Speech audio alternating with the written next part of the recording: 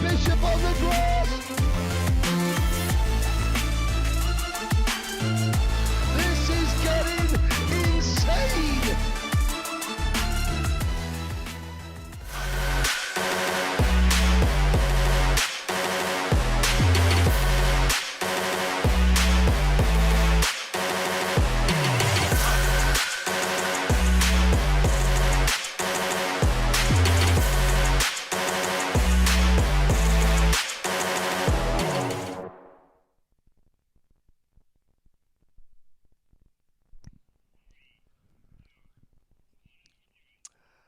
Well, good afternoon, ladies and gentlemen, and welcome. Welcome to Le Mans. Welcome to the 2026 Rotax International Trophy Finals. There are 6 races, 6 tickets to the biggest party in world karting, the Grand Finals, up for grabs. Eric Ellis, Le Mans has been fantastic this week. The weather has been le magnifique. The circuit is one of the best. We are in store for some of the best racing we hope you will see all year.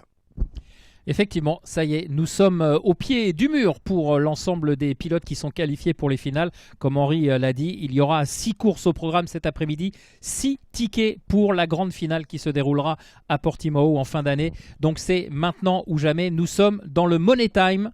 It's money time, we can say, Henry. It is, yep, money time. et donc, voilà. Donc maintenant, on va rentrer dans quelques instants dans le vif du sujet avec la catégorie micro. Mais avant, ce que je vous propose, Henry, c'est de découvrir le circuit du Mans. Parce que c'est ça, le théâtre qui nous attend cet après-midi, le théâtre de ces finales, ce circuit international de karting du Mans.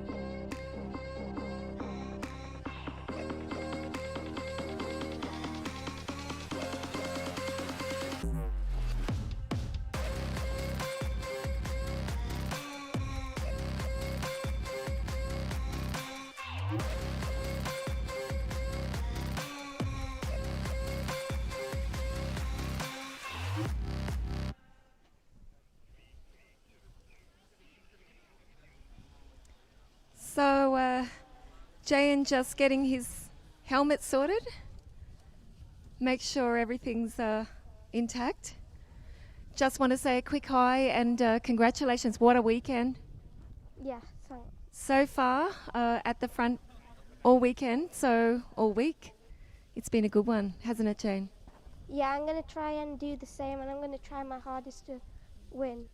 Have you enjoyed the racing? Yeah, Been fun, hasn't it? very fun. And you got lots of friends here on the grid with you? Yeah. Okay, good luck. Alrighty, so we've got 3 minutes. Arta, how are you? Yeah, good, thank you. Now tell me, you've got your Team UK race suit on. What are you thinking about right now? You're in that zone, you're getting focused for the final. It's been a lot of fun. Yeah, definitely just need to stay in the zone, try and be consistent throughout the race, and hopefully come home with a win. We hope you're going to come home with a win. Everyone's hoping to win, but we're going to say good luck. Thanks for being here in Le Mans. Okay, let's see what Arthur's up to. The mechanic's still speaking with him. Here we go. How are you? Happy. You're happy? What are you happy about? The fact that you're on the front row or that you're going to go racing? I'm on the front row. Done. You got lots of friends here watching? Yeah. I think it's going to be lots of fun. Anyway, we're going to say good luck. See you later. Thank you. Thank you too. Alrighty. Now, Jules, I'm not sure if he's going to speak English or French. A little bit of English, but what about a little bit of French? Is he having fun? No. No fun. Second row. Okay, that's the difference between first row and second row. Good luck, Jules. Wish him luck.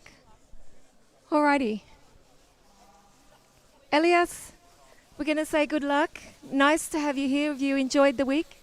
Yeah, it was really good. It was really good. It was a bit hot, but we worked it out, didn't we? It was okay. Yeah, it was okay. It was okay. What about Alex? Let's say hi to Alex over here. Yeah?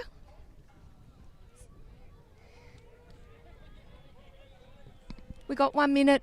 We're going to say good luck, everyone at home watching, and we see you at the end of the race. Have fun. Thank you. Thank you. There we have it. Back to the commentary team and let's get ready to race.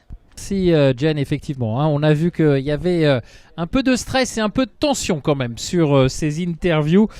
Julcic qui s'élance depuis la deuxième position. Le jeune pilote français qui évidemment lui est concentré. Il n'était pas très satisfait d'être sur la deuxième ligne.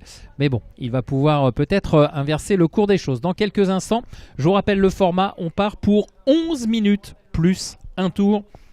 Donc une course plus longue que ce que les pilotes ont pour l'instant eu à manager. Il y a déjà eu quelques petits contacts au moment du départ entre Mogagab et Albert Praga. Yes, Alex Noah Mogagab running into the back of Albert Ferro as they leave the grid. That would be an awful nose cone penalty. I'm sure, though, the speeds were too low. Here we go then, ladies and gentlemen, the first of today's finals. The main event for Micromax, 34 drivers will take the start. Jayan Prakash for Sam Pollitt Racing and Arthur Bowers for KR Sport on row number 1. Albert Ferro for Sam Pollitt Racing and Jules Chech for KPR on row number 2. Alex Noah Mogabgab and Elias Zajic on row 3. Samar Chopra, Bobby Slater, Arlo Gamble, Arshi Gupta, Sebastian Crawford and Arthur Rhodes, Albert Sanye and Lenny Barton, followed by Freddie Baker, Caden Hanley, Kian Hay, Rudrapatrap Shekawat, Benjamin Schlever, Yessa Moonen, Franitsek Malik, Jensen Kelly, Wraith Owen, Leo Harang, Amicio Zani, Logan Edwards, Chloe Sorensen, Adam Dion Asp, Harry Tylay, Louis Gudgwedson, Nilas Winter, Pierre Capelle, Ali Ishmael and Adam Al-Sheikh. Allez, le peloton qui s'est reformé avec à la direction de ce groupe de la catégorie micro, Jahan Prakash qui va donner le coup d'envoi de ces finales, de ces grandes finales de l'après-midi avec un très bon départ, maîtrisé semble-t-il pour le poleman. Attention à l'entrée dans ce virage numéro 1, ça peut avoir des conséquences dramatiques. On a vu du côté Bowers qui est très très large dans ce premier virage et qui a perdu énormément de positions. Attention, il va falloir reconstruire, revenir le plus rapidement possible sur la tête de course, sinon ça va être la fin des illusions pour Bowers. And two drivers at the back of the field, carts up and over each other. They're both getting, one driver is back in the cart, the other one now tries to get back in. The marshal says he can't, because the marshal had lifted the cart up. Once the marshal touches the cart, they're out of the race. It was I want to say it was Rudrapatrap Shekawat who was able to stay in his cart and pull his own cart back onto the track. He is still racing at the end of lap number 1. Jayan Prakash leads his teammates Albert Farrow in a Sam Pollitt Racing 1-2. Alex Noah Magabgab is actually making a Sam Pollitt Racing 1-2-3.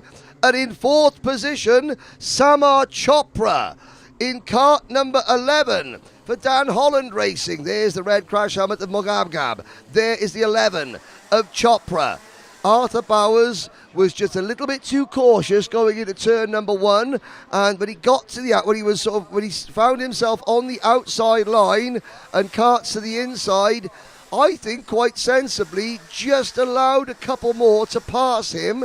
He's down to 8th. Jules Schech is 7th. Now if those two can hook up and work together, they're fast enough to get back towards the front. Allez, nouveau passage avec toujours Prakash qui mène Ferra et Mogagab. Chopra est 4e et Jules Chech est remonté en 5e position. Attention également au retour. Arthur Bowers là qui a vraiment du mal en ce début de course. Il a perdu beaucoup de temps dans ce premier virage et là il est vraiment englué dans le peloton. On le voit ici s'extraire aux alentours de la 10e position. On attend maintenant le retour de Jules Chech sur la tête de course. Pour l'instant, Prakash et Ferra sont aux avant-postes. La logique, pourrait-on dire, est respectée. Out of the banking, the front 4, 3 Sam Pollitt Racing carts and 1. There is, who's that rejoining at a rather jaunty angle? That looks like it was a Richardson chassis engineering cart. It was Caden Hanley who falls down the order. The driver that was involved with Rudrapatrap Shekawat on the opening lap, who is out of the race, is Kian Hay, the Danish driver for KR Sports. So 33 of our 34 starters still running. Benjamin Schlevar in 14th position in the bright green and black Sana racing cart is working with the likes of Freddie Baker, Lenny Barton. Arthur Bowers has slipped back to 11th position. Maybe it's not to be this year at this event for Arthur Bowers. The front 4 though pulling away. Wraith Owen gets a warning flag. These 4 are doing their level best to ensure that they alone decide the podium. I have to say, this is going to be a huge test for Samar Chopra. He lost the UAE Micromax title to Liam O'Hanlon, who is watching back home, nursing a broken leg, hoping that he'll be fit for Portimao. Chopra not only has to try and uphold UAE honours here, he has to negotiate 3 Sam Pollitt Racing carts. And those 3 drivers will work together. They will know how to work together. Sam Pollitt, Anderson Chilcott and the rest of the SPR team will have drilled it into them. This is how you work together. Samar Chopra on his own has to think his way past. His older brother Veer Chopra is here to help and to coach. But Chopra, this is the biggest test of number 11's career so far.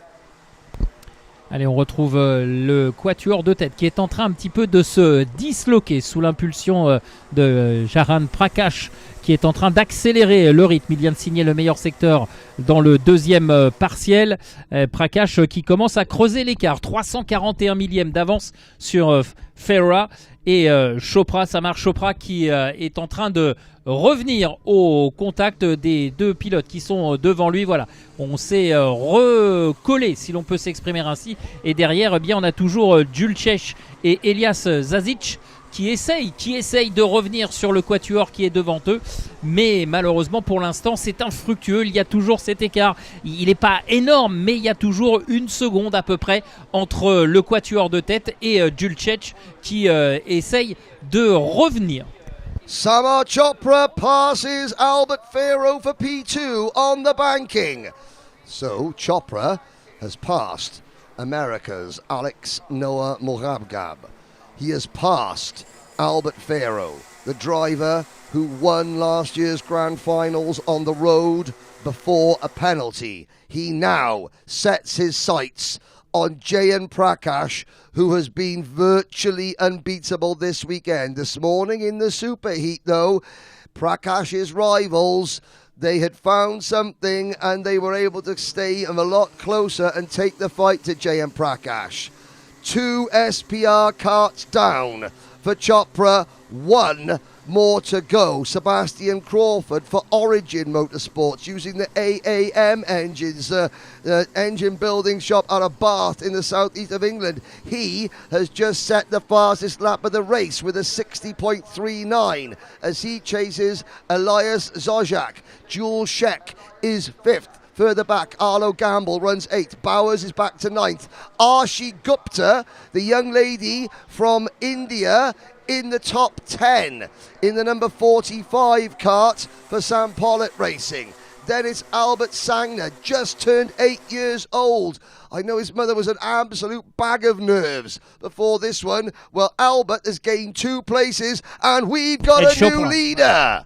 Et Chopra qui vient de passer en tête, Samar Chopra qui vient de prendre le leadership sur Prakash. On l'a vu ce matin, hein. Prakash qui avait été dominateur durant toutes les qualifications, eh bien s'était incliné ce matin. Dulcech faisait partie des pilotes qui avaient trouvé l'ouverture sur Prakash. Et bien là cet après-midi, c'est Samar Chopra qui est en train de réaliser la même opération. C'est lui qui est en tête maintenant. Alors est-ce qu'il va pouvoir rester aux commandes ou est-ce que Prakash va jouer de toute sa vélocité, de son expérience pour peut-être revenir aux avant-postes dans les ultimes instants de cette finale. On vous rappelle qu'il y a la qualification pour la grande finale de Portimao au bout de ces 3 minutes restantes et du tour additionnel.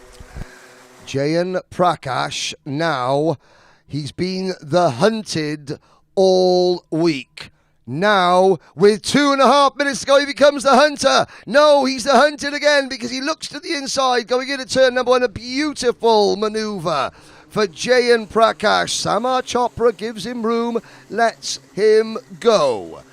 Into Curve de Dushan. The top 2, nose to tail, inches apart. Morabgab is now 3rd. Farrow pushing his teammate Morabgab up towards Samar Chopra. Now, I will say this, I commentate on Samar at the UAE Rotax Max Challenge with Karting Live TV, and Samar started the season, he has learnt a lot. He's learnt a lot about being on camera and interviews and how to be a professional young racing driver. He has learnt an awful lot under the guidance of Matthias Najem in the UAE. Now, Matthias is, I think, using some awning space in one of the I think it's in Dan Holland, I'm not quite sure. But of course, in micro, Matthias is there. And look, here he goes. Chopra back to the race lead. What do? It's 3 versus 1. Chopra will have to defend, but he's going to try and win this one from the front. This is now going to be This is the most important 90 seconds plus a lap of Samar Chopra's karting career to date. He has to defend. You know the 3 drivers behind you will work together. You're on your own. You've got no friends. You are not a sitting target. This is where these 8, 9 and 10-year-olds really show how amazing. Oh, Morabgab to the inside. That was a lunge and a half. That ends it for Chopra. I was just going to say he needed to defend. Morabgab sent one from halfway down the back straight, and now, with 45 seconds to go, it is a head-to-head fight between Prakash and Pharaoh, or is it? Because the next train of carts, Eric, they're not too far behind. Allez, ça a été le rebondissement qu'on attendait bien évidemment avec cette attaque au bout de la ligne droite du Technopark et le peloton qui a volé en éclats, et du coup c'est Prakash qui s'en est le mieux sorti parce que derrière, eh bien, Chopra a été envoyé sur l'extérieur. Mogab a été un petit peu virulent sur cette action. Malheureusement, ça s'est mal terminé. Ils ont perdu énormément de temps et devant, eh bien, Prakash en a profité pour prendre le large. Après, on verra si derrière, eh bien, il peut avoir cette contestation qui vient pour lui. Oh, et ça continue. Ça continue avec Jules Chech là dans le virage du Technopark. Jules Chech qui tente le tout pour aller chercher la 3e position, mais pour l'instant, il est repoussé dans ses attaques. One lap to go. Prakash versus Pharaoh. Chopra's back to 3rd. Bowers to 4th. Chopra put a move on Jules Chech there that has knocked the French driver back to about 6th position. There's Mogab. This is the 3rd. And look at Samar Chopra. He's banging the steering wheel because I think he knows his chances have gone. Samar, never say never, because about 1 second, 2 seconds in front of you, we're about to see a battle for the win between Jayan Prakash and Albert Pharaoh. Or are we? Because as Prakash, you'll see them flash through. Prakash, your race leader, has got a 10-kart length lead. I think Jayan Prakash has done enough. And here we go, Eric Chellish. Let's call the first ticket winner of the event home. Allez, c'est lui, le premier vainqueur de ce ticket pour la grande finale. Jayan Prakash, voilà, qui lève les bras au moment de passer la ligne d'arrivée. Pharaoh est en 2e position, Samar Chopra est 3e, Bowers qui finalement termine 4e, Mogab 5e et Jules Chech 6e. Très très belle victoire de Jayan Prakash, premier lauréat pour la grande finale de Portimao dans cette catégorie micro. Quelle course! On a bien cru pendant un moment que c'était fini pour lui, et puis il y a eu cette explosion du peloton de tête du côté du virage du Technopark sous l'impulsion de Mogab, et de fait, eh bien, tout a été remis à plat, et heureusement, en petit filou qu'il est, on va dire que Prakash, eh bien, a réussi à se sortir de cette embrouille pour aller chercher la victoire. Très très belle victoire de Jayan Prakash. Well, Jayan Prakash. Last year, Jayan suffered, about 18 months ago, Jayan Prakash, I think, broke his arm and had to take some time away from karting. He was racing in Honda Cadet, a 4-stroke class.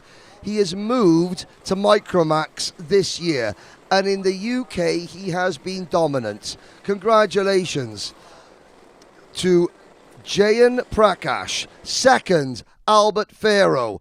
Samar Chopra will finish in 3rd on the podium after a mighty drive. An almighty drive from Chopra. Bowers, Mogab, Chech, Seb Crawford and 8-year-old Albert Sanya. Well, his mum, as I said, I spoke to her on my way to the commentary box. She said she cannot believe how nervous she is. He was starting 13th and he finishes in 8th ahead of Freddie Baker, and rounding out the top 10, Benjamin Schlever. Arshi Gupta is 11th. Franisek, Malik, Arthur Rhodes. The top 15 is rounded out by Wraith Owen and Amisio Zani. In 2025, Dian Singh Pahal became the first member of Team UK in the Rotax Grand Final who is Sikh, opening up an entire window for Sikh drivers, potential Sikh drivers in the UK, to show that karting is for one and all. It doesn't matter your culture, your religion, your heritage. Jayan Prakash, I believe another driver of Indian descent and heritage. The floodgates for multicultural karting in the UK are opening, and it is the youngsters, it is drivers like Dian, drivers like Jayan Prakash getting a hug there off his mechanic there, Dave Tooley, who are opening the doors for so many more young British drivers to experience this. Jen Wade is down in pit lane.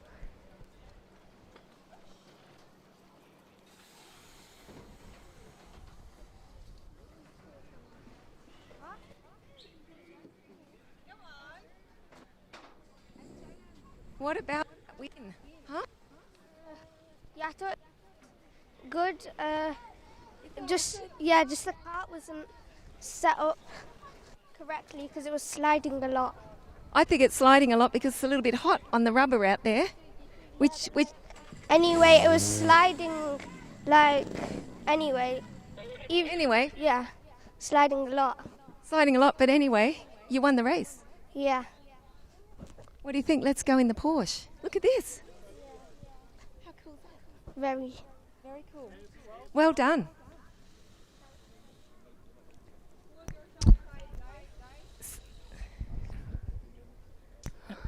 Well, look at that. There is Jayan Prakash, centre.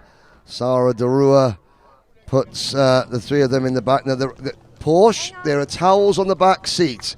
Is that Luca Kirster driving the victory, the parade car? So, ladies and gentlemen, three drivers. Samar Chopra from the UAE on the podium. What an advert that is for the Al Ain Raceway team out in the UAE. Albert Farrow showing that he is still going to be well, he's frustrated, but look at that. What a driver second. Jayan Prakash and Sam Pollitt Racing, they continue their dominance in Micromax. Welcome to Team UK, Jayan Prakash.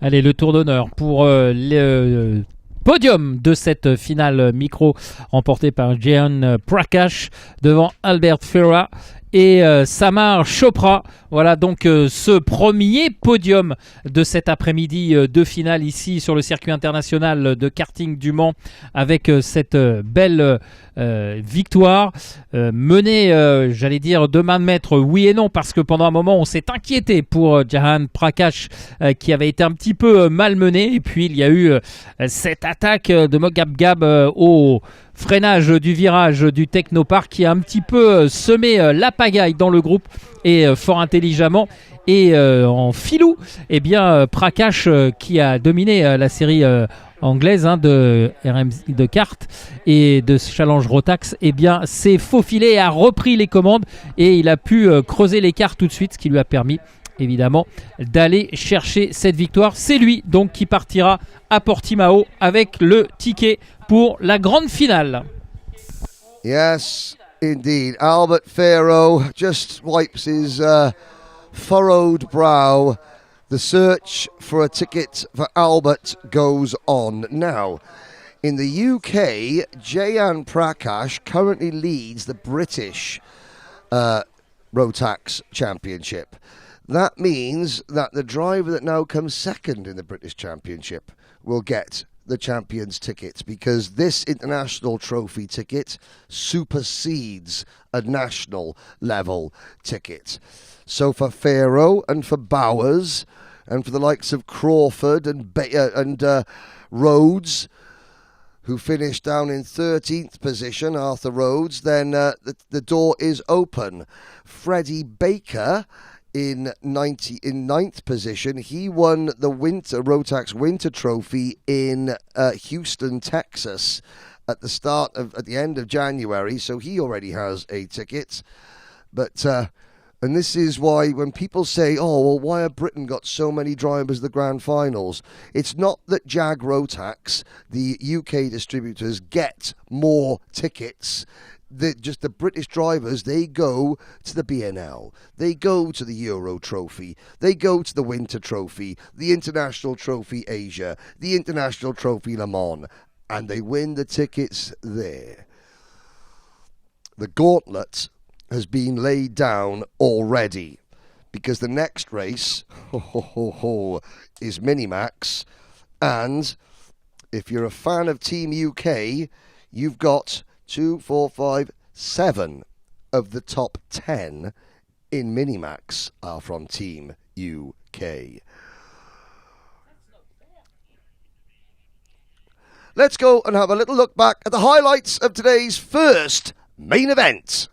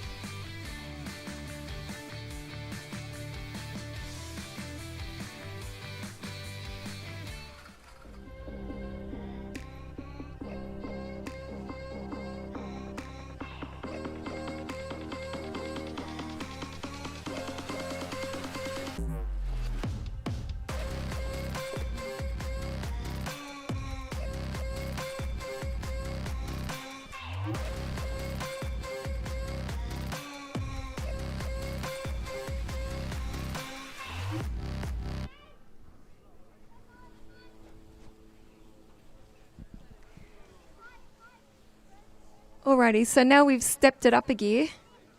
Austin Oman, I reckon we're going to have a good race. What do you think? He's putting on his helmet. Everyone's getting ready. You're back in Le Mans. You love it. We've had an alright week, obviously. Qualifying didn't really go our way. No. We were 16th. Our first heat was absolutely amazing. We got to the lead in about lap 4, which led the entire race from that point. But the other two heats didn't really go planned. And we ended up P5 for the Prix. And we had a good start, which got us to the lead. And we did make a few mistakes, but we were able to get back. I think it's been tremendous effort. I'm sure everyone at home's watching and cheering you on. I've seen on the live chat as well, lots of the drivers are getting support. But what a fun event. And what a great effort from you, Austin Oman, to be here on the front row, leading the field around in Minimax. Yeah, it's amazing because not really many drivers ever get to be at the front and really are in the fight. And there's so many things that go on. There is so many things that go on, and we can only imagine what's going on out there. But we're going to be watching, and we know you're going to have a heap of fun with all your friends. Hopefully, I guess. You're going to do your best. Of course, it's serious too, isn't it? It won't always go your own way, but I'm going to try to make it. I'm sure you will try and make it. Here comes Dad now, so I better go. See you. There you go, Dad. Take the cap. Okay. Of course, we've got Paul. Now, Paul was our pole sitter, fastest qualifier. What a huge effort. You and your dad, what a team. Yeah, it was a really good team. We had now a little bit stressed, but it was really, yes, I like it. We're now here, and I hope we're a good position. There's always a little bit of stress, just when we don't expect it. Yeah, it was really unexpectedly because the engine didn't work, but now we're here and I'm happy. Alrighty, so relax, breathe, get in that zone that the kids told me they get in, and then Dad can sit back and watch the race. Thank you. Thank you. Oh, right behind Charlie Page. Here we go, he's talking to his mechanic right now. He was our micro champion. How are you? Good, you? I am good. I'm happy it's not raining. What do you reckon?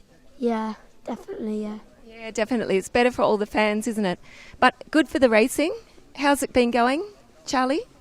Yeah, it's been going really good, really. In the not pre-final, super heat, I came 8th, I think, so that was pretty good, and all my heats were good, so yeah. I think all your heats were great. And what about this track? Isn't it brilliant? Yeah, I really like this track, yeah. You want to take it home? Yeah. Yeah, let's see what we can do. We'll talk to the French, okay? See if we can take it. Yeah. All right. See you. Enjoy the race.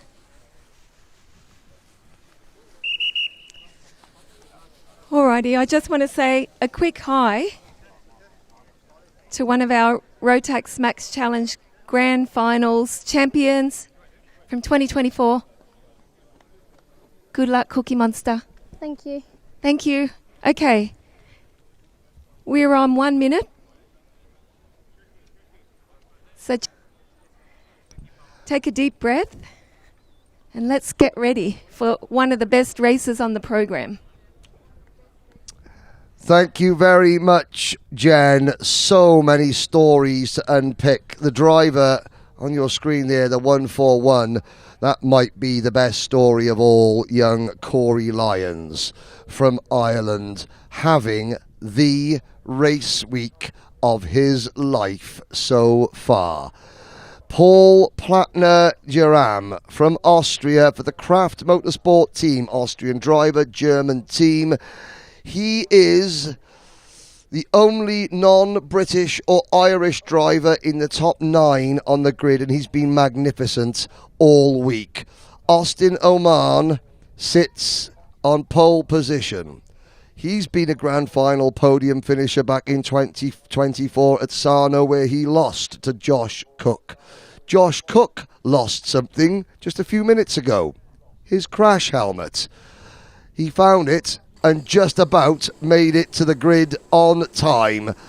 Hold your breath, ladies and gentlemen. Like Jen Wade has just said, this could be the best race of the day. Austin Oman and Paul Plattner-Geram on row number 1. Sebastian Behrman and Charlie Page on row number 2. Can Sebastian do something that his cousin Oliver never did? And that was get a ticket to the grand finals. Then it's Alfie Garrett, who qualified 36th and last in time qualifying on Wednesday night. He starts P5 alongside Corey Lyons. Then the Cookie Monster, Josh Cook and Teddy Murphy. Behind Teddy Murphy's Dian Singh Pahal and Jan Wozniak. Oliver Meredith, another Irishman, having an absolutely career-defining week in the number 102 kart. Jack Fulbrook-Harmer rounds out your top 12. Ralph Martin and Robin Raikkonen. Raikkonen had a spark plug go down in the pre-final when he was due to start right at the front. What can the young Italian Finnish driver do about rectifying that situation and qualifying for his second grand finals? Timotheus Pieter and Timon Gurgic are next. Then it's Albie J. Stubbs and Arthur Farrow. We have a problem. We have a problem on the back straight. Somebody is slowing down. Who is that? That can't be. It can't be the black and white number 191 kart. It's gathering speed. Hang on a second. It can't be Robin Raikkonen in trouble again, can it? They've dropped to the back of the grid. We look down. Yes, it is. It is. Oh, no. For the second year running, Robin Raikkonen, he's got the kart back up and running. He'll start from the back of the field. I hope that kart is now. No, it's stopping again. Oh, the Kart Shop Switzerland entry is out of the race as we go green. It's a great start from Oman. Austin Oman qui est parti et qui a donné le rythme de ce... Oh là là! Oh la grosse, gros carton derrière avec pas moins d'une dizaine de cartes parties dans le décor.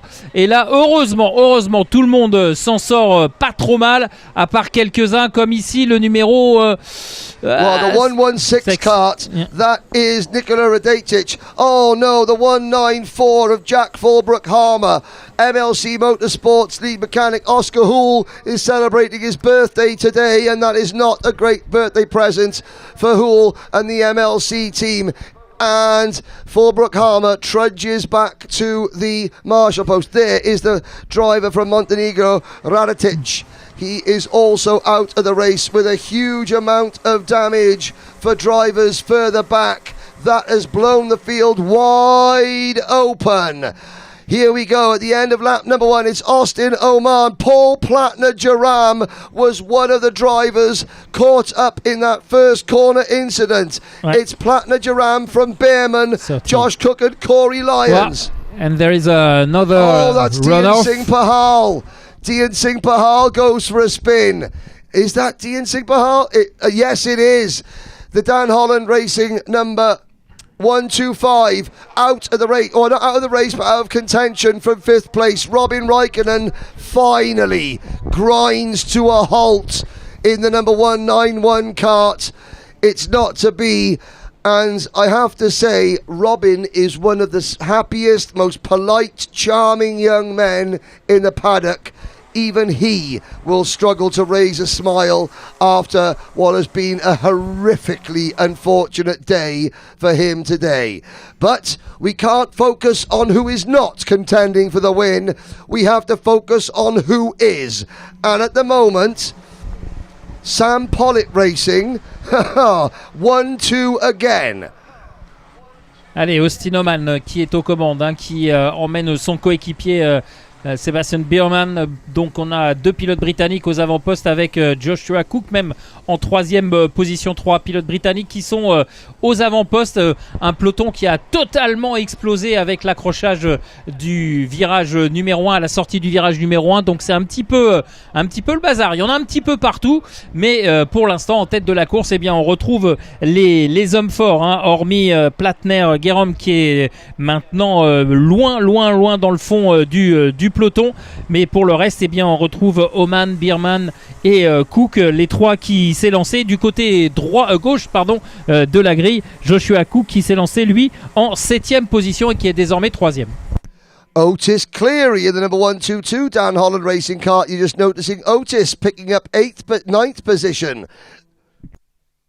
He started back in 24th.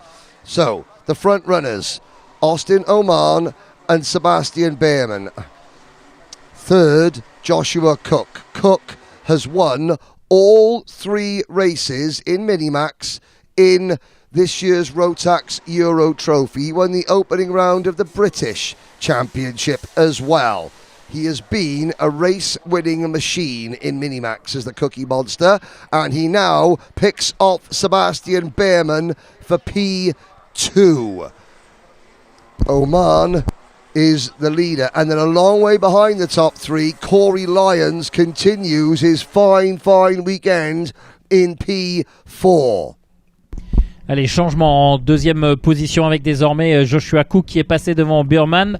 Va-t-il pouvoir maintenant aller se rapprocher de Austin Oman? Ça, c'est la question qu'il faut se poser maintenant. Il reste 6 minutes 46, donc il lui reste du temps. Il faut maintenant se concentrer sur son pilotage pour combler l'écart qui le sépare du pilote de tête. Oman qui jusqu'à présent fait un sans faute. Quant à Joshua Cook, lui, comme le disait Henry, qui a gagné l'ensemble des courses où il a participé cette saison, va peut-être faire étalage de tout son talent pour revenir sur le leader dans un premier temps et pourquoi pas lui disputer la victoire et donc le ticket pour la grande finale. Joshua Cook est à moins de 7 dixièmes du leader. On va voir si cet écart se réduit au fil des tours. Across the line, Oman hasn't looked over his shoulder yet. He knows that there is a threat behind. He doesn't know who, he doesn't know where, but he knows it is present and that he will not be on his own for the remaining 6 minutes plus a lap of this race. Cook motoring up to Oman. There is the number 132 kart, Ralph Martin for Strawberry Racing, running in 6th position, chasing Charlie Page in 5th, holding off Teddy Murphy in 7th. Garrett runs 8th, Cleary 9th, Wozniak 10th. Then it's Keish Moyes, Timon Gergic, Suleiman Karakamor, Timotej Pieter, Ivan Janickiewicz, the only Croatian driver here, has gained 15 positions and runs 30th. Then it's August Likbo Lingso, Rafael Calderas, Sandro De Oliveira, Jimmy Septier, and the top 20 rounded out by LBJ Stubbs. Paul Plattner Joram is 22nd after starting P2. Sadly, Raikkonen, Meredith, Fulbrook, Harmer, Radotic are out of the race. Gabriel Wallet did not start. And still, Cook cannot quite close the gap to Austin Oman.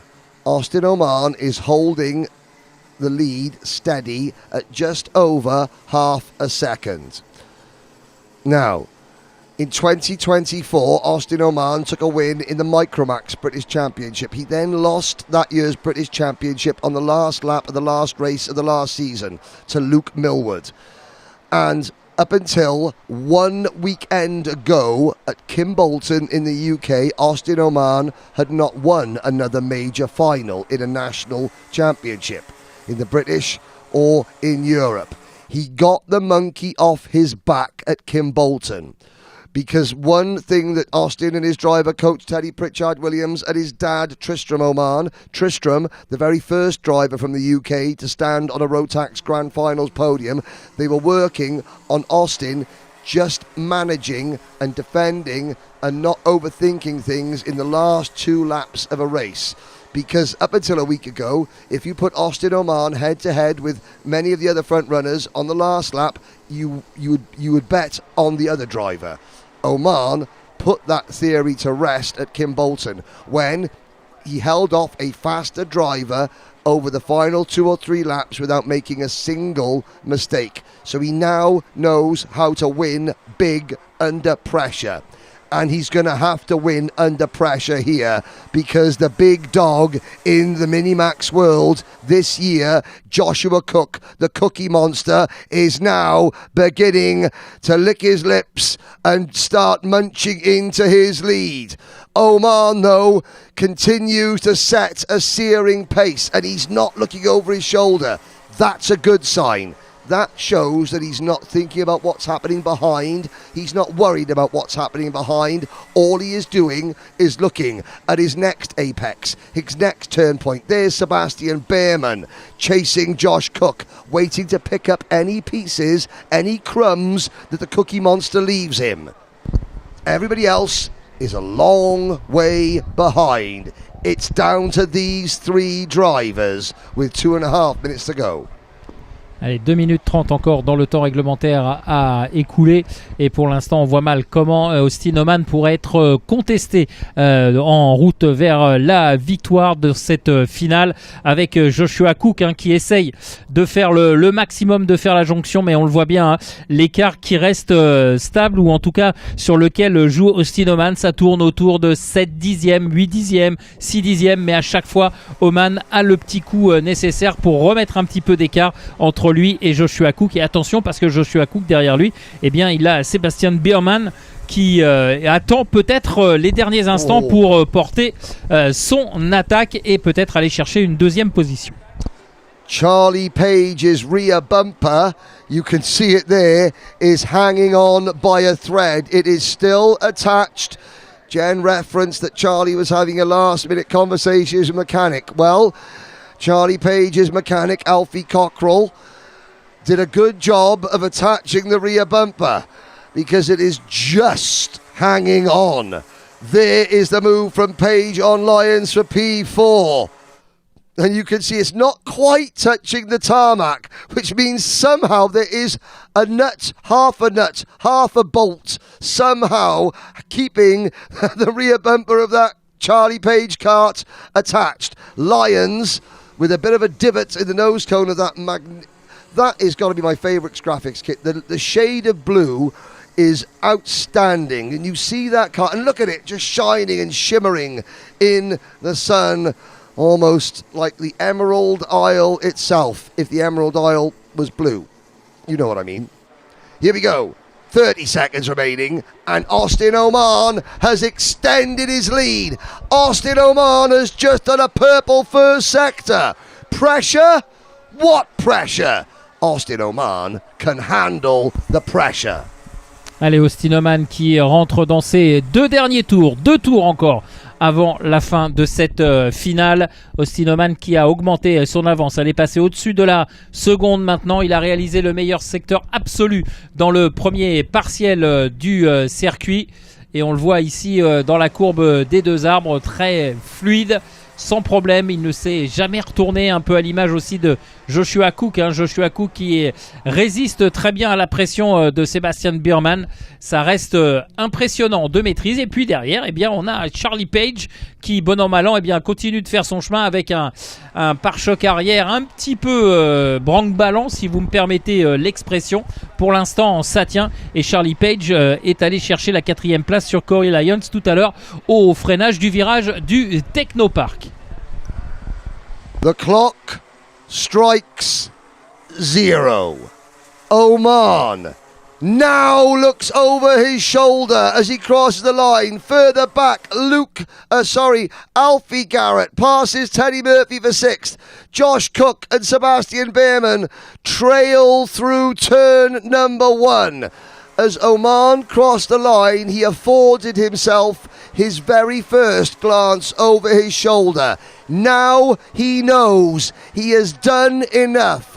What's the best way to make sure you don't have to defend over the last couple of laps? And that is to destroy the field in the first 12 laps. And that is what Austin Oman has done. He comes on to the back straight for the final time. Cook will not catch him. Biermann will not catch him. Austin Oman, he learned the hard way. He now learns how to win on the biggest stage. Oman is your Minimax champion in the International Trophy. He goes back to the Grand Finals as a member of Team UK for the 3rd successive season, and he does it by dominating a star-studded Minimax field. Well done, Austin Oman, to his team Sam Pollitt Racing, his driver coach Teddy Pritchard-Williams. About 2 years ago, I got myself into hot water by saying that Sam Pollitt Racing weren't at the top table of British Rotax karting.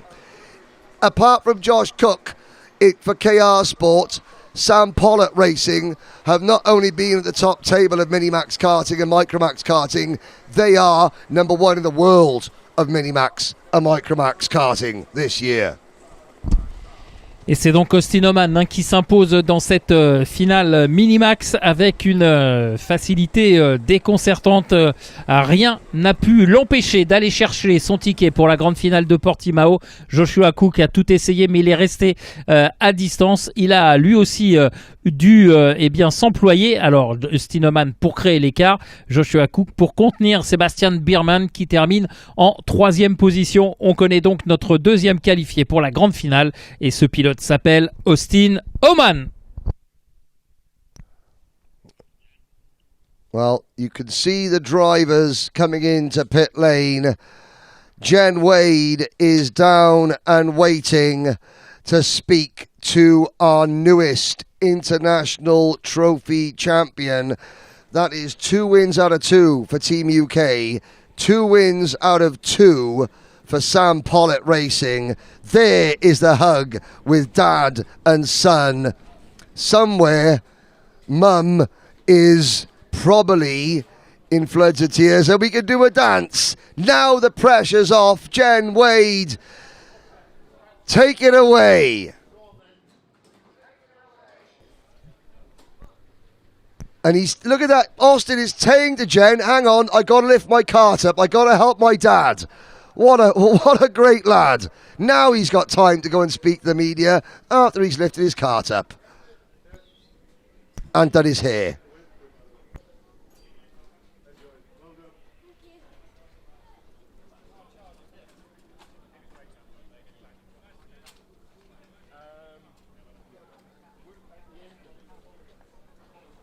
Allez, on voit Austin Oman là qui remercie tout son staff et qui évidemment va lui aussi profiter d'un tour d'honneur dans la Porsche 911 Cabriolet.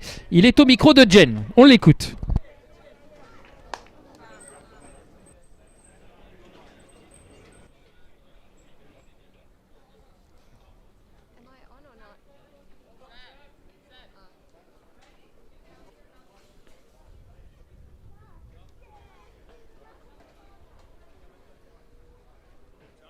En tout cas, Austin Oman, on le voit, hein, il est heureux, le vainqueur de cette catégorie Minimax. Allez, avec Jen cette fois.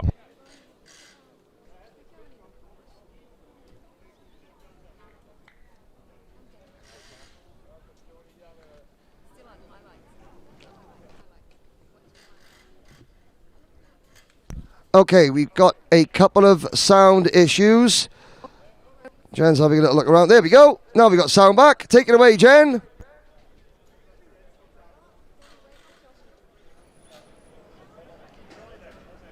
Here he comes. Alrighty. While we wait for the boys, we go. Austin Oman. Thank you.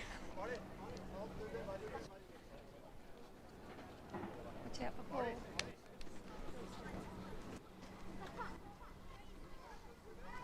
Alors, on a quelques petits soucis de liaison avec Jen dans le paddock d'arrivée, dans le parc fermé. Et on voit Austin Oman, Joshua Cook et Sebastian Biermann qui sont attendus pour faire ce tour d'honneur.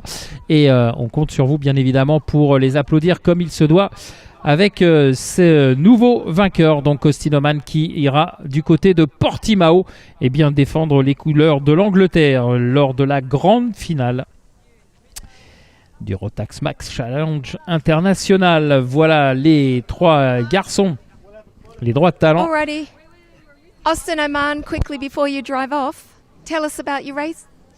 We obviously had a good start, and I'm not sure what happened after that. I looked behind about 3 laps in, and I had probably a second gap, and that was the race done at that point. We just kept that gap going, and they never caught back up to us. Well, congratulations, provisionally. You've just secured your place on the grid in Portimao. Thank you. Thank you. Enjoy the ride. There we go. Luca Kirster from Rotax taking our top 3 provisional top 3 around for their lap of honour in the Porsche Cabrio. Voilà, Austin Oman, Joshua Cook et Sebastian Biermann qui sont à bord de cette Porsche 911 Cabriolet et qui vont passer devant vous Vous n'hésitez pas à les applaudir. Et donc voilà pour cette catégorie mini qui nous a offert encore du bon spectacle. Un peu trop au départ, si l'on peut s'exprimer ainsi. Mais en tout cas, très très belle course pour ces garçons. Et Austin Oman qui était vraiment ravi, qui explosait de joie dans le parc fermé. On a vu un bel échange avec son père, un bon câlin, et ensuite il n'a pas perdu de vue les réalités, hein. Il a bien aidé son père à charger son kart sur le chariot, et ensuite il est allé saluer toute son équipe et toutes les personnes importantes à ses yeux. Bref, un garçon qu'on retrouvera du côté de Portimao au mois de novembre. The second and third week, the first and second week, second and third week of November. Yeah, voilà. Just book November off to watch Rotax karting, Voilà. I think is what we're trying to say. Donc début novembre à Portimao. Donc les couleurs britanniques. Yes, indeed. Austin Oman soaks up the applause. It's not every day that a Porsche sports car driver gets to drive you round. That is the latest Porsche Cabriolet from the Porsche Centre in Nantes. I got to go to Nantes later. Oh, I wonder if they can give me a lift. Well, 2 races down, 4 to go. But before we get to the next race, let's have a little look at the Minimax highlights.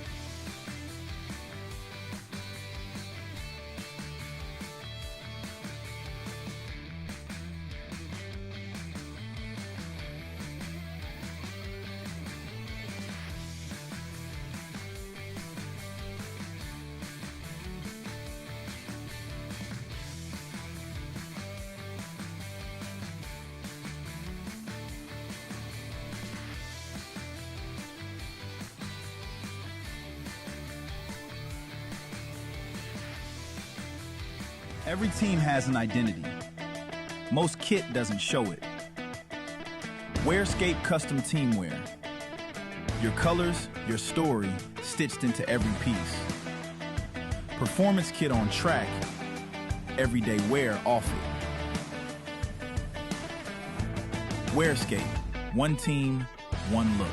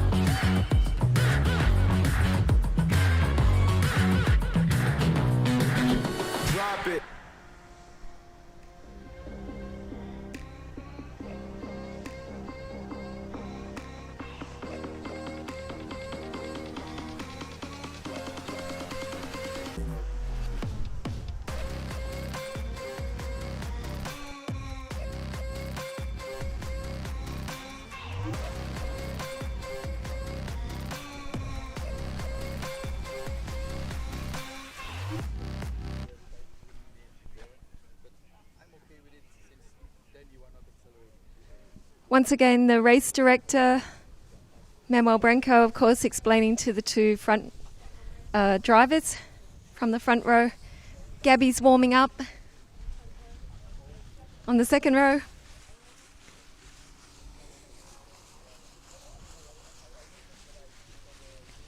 All right, a couple of questions there from the two drivers. Although I'm sure they've done this a lot before. Gabby, before you put your helmet on, Espanol, how are you? Good. Good for here. Good for here. Of course, it is good. Second row, and tough race, tough racing. Yes. Go for victory. Yeah. Hope for victory. All of Argentina's watching. See my family, friends. It's very good. Yeah. It's very good. Hi to everyone at home in Argentina. Of course, you've already won your ticket to the Rotax Max Challenge Grand Finals this year. I have tickets. Sí, yes. Yes. You already have your ticket, but you're going for the victory. Vamos. Yeah, vamos. Thank you. Nice to have you here.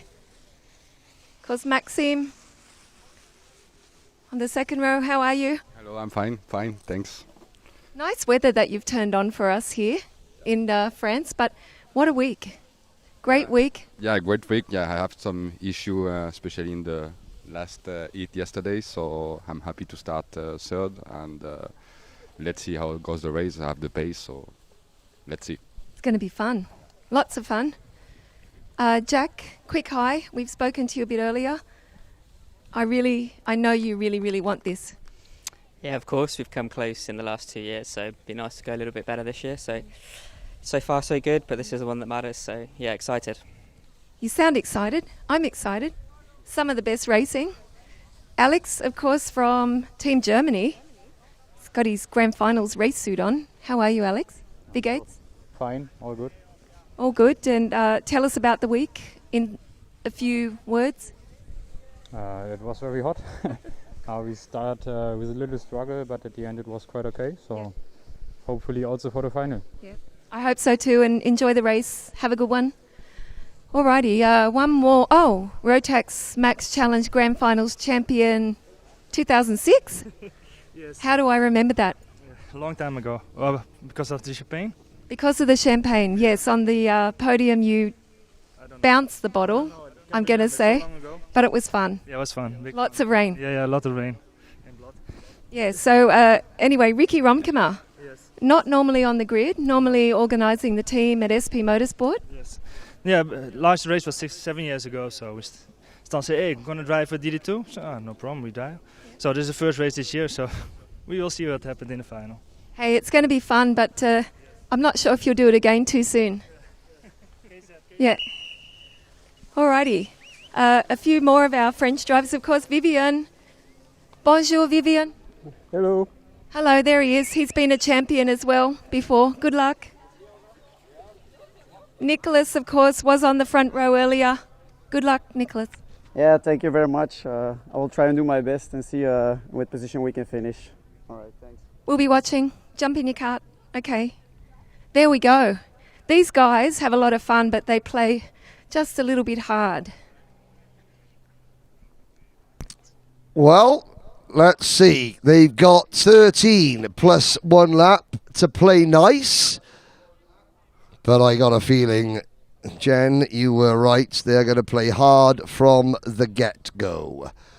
Jack Dex, team owner, driver, starts one of only 2 MS karts in the field from pole position. Alex Fielenbach for Kraft Motorsports on the outside of row number 1.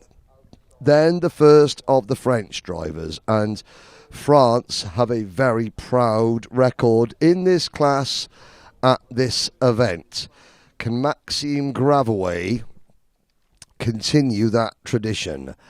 Gabi Zugella, the one and only driver here, both from Argentina and being run by Munaretto Performance. And Gabi was fastest of all in time qualifying.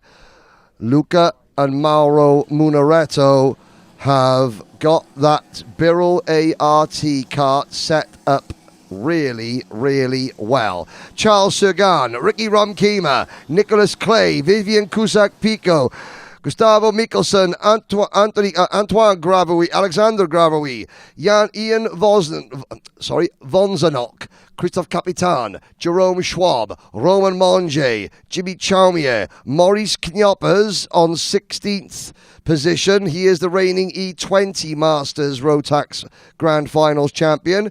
He will go to the Grand Finals this year as the reigning UAE DD2 Masters champion. Then it's Harold Watson, Jamie Billings, Antoine Antier, Peter Goitai, Andro Pateau, Chen Yai Lee, Morten Jensen, Olympios, Mavro Mikelkis, Ron Billings, Gary Chu, and Steve Vermeulen is not out there. So we have 26 Masters drivers, 13 minutes. This could be a real war of attrition under blazing hot skies here at Le Mans in France. The DD2 Masters category for drivers aged 32 and over. What price a third Team UK win? What about France retaining their title in a class that they have traditionally dominated at this event? Allez, Jack Dex qui emmène le peloton de cette catégorie des D2 Master pour cette finale. Jack Dex qui aura dans son sillage Maxime Gravouille, le pilote français, qui aura derrière lui également un autre compatriote, Charles Seguin. Allez, c'est accéléré et je ne crois pas que ça sera validé. Effectivement, on va repartir pour un tour, si l'on peut s'exprimer ainsi. Jack Dex qui est au volant et qui également s'occupe de sa structure, de son équipe.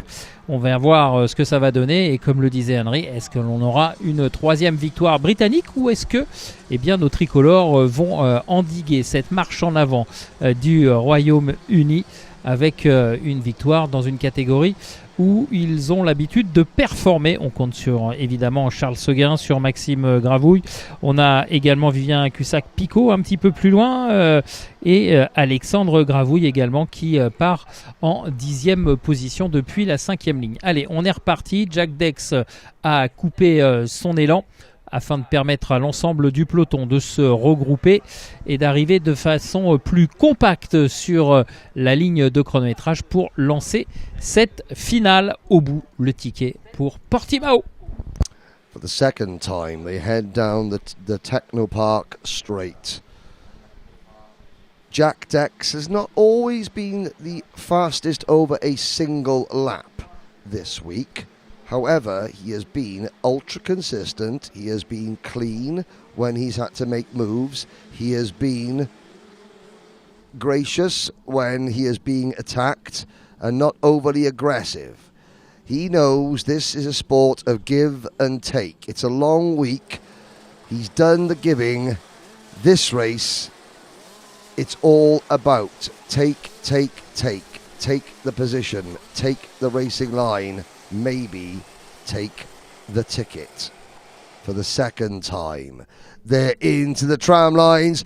This time the lights are out. Now we're off and racing. It's a good start from Dex. Phelan back on the outside will challenge Jack Dex round the outside of turn number 1, but Dex holds on and Maxime Gravouille moves into second position as they head through turn number 3. The entire field safely through turn 3. Now up to the curve des Duchamps. You can see there Zugela in 4th position, hustling that Birrell ART with the blue nose cone on it. Everyone else, at the very back of the field, Gary Chu vaults up over the back of, I think, Ron Billings.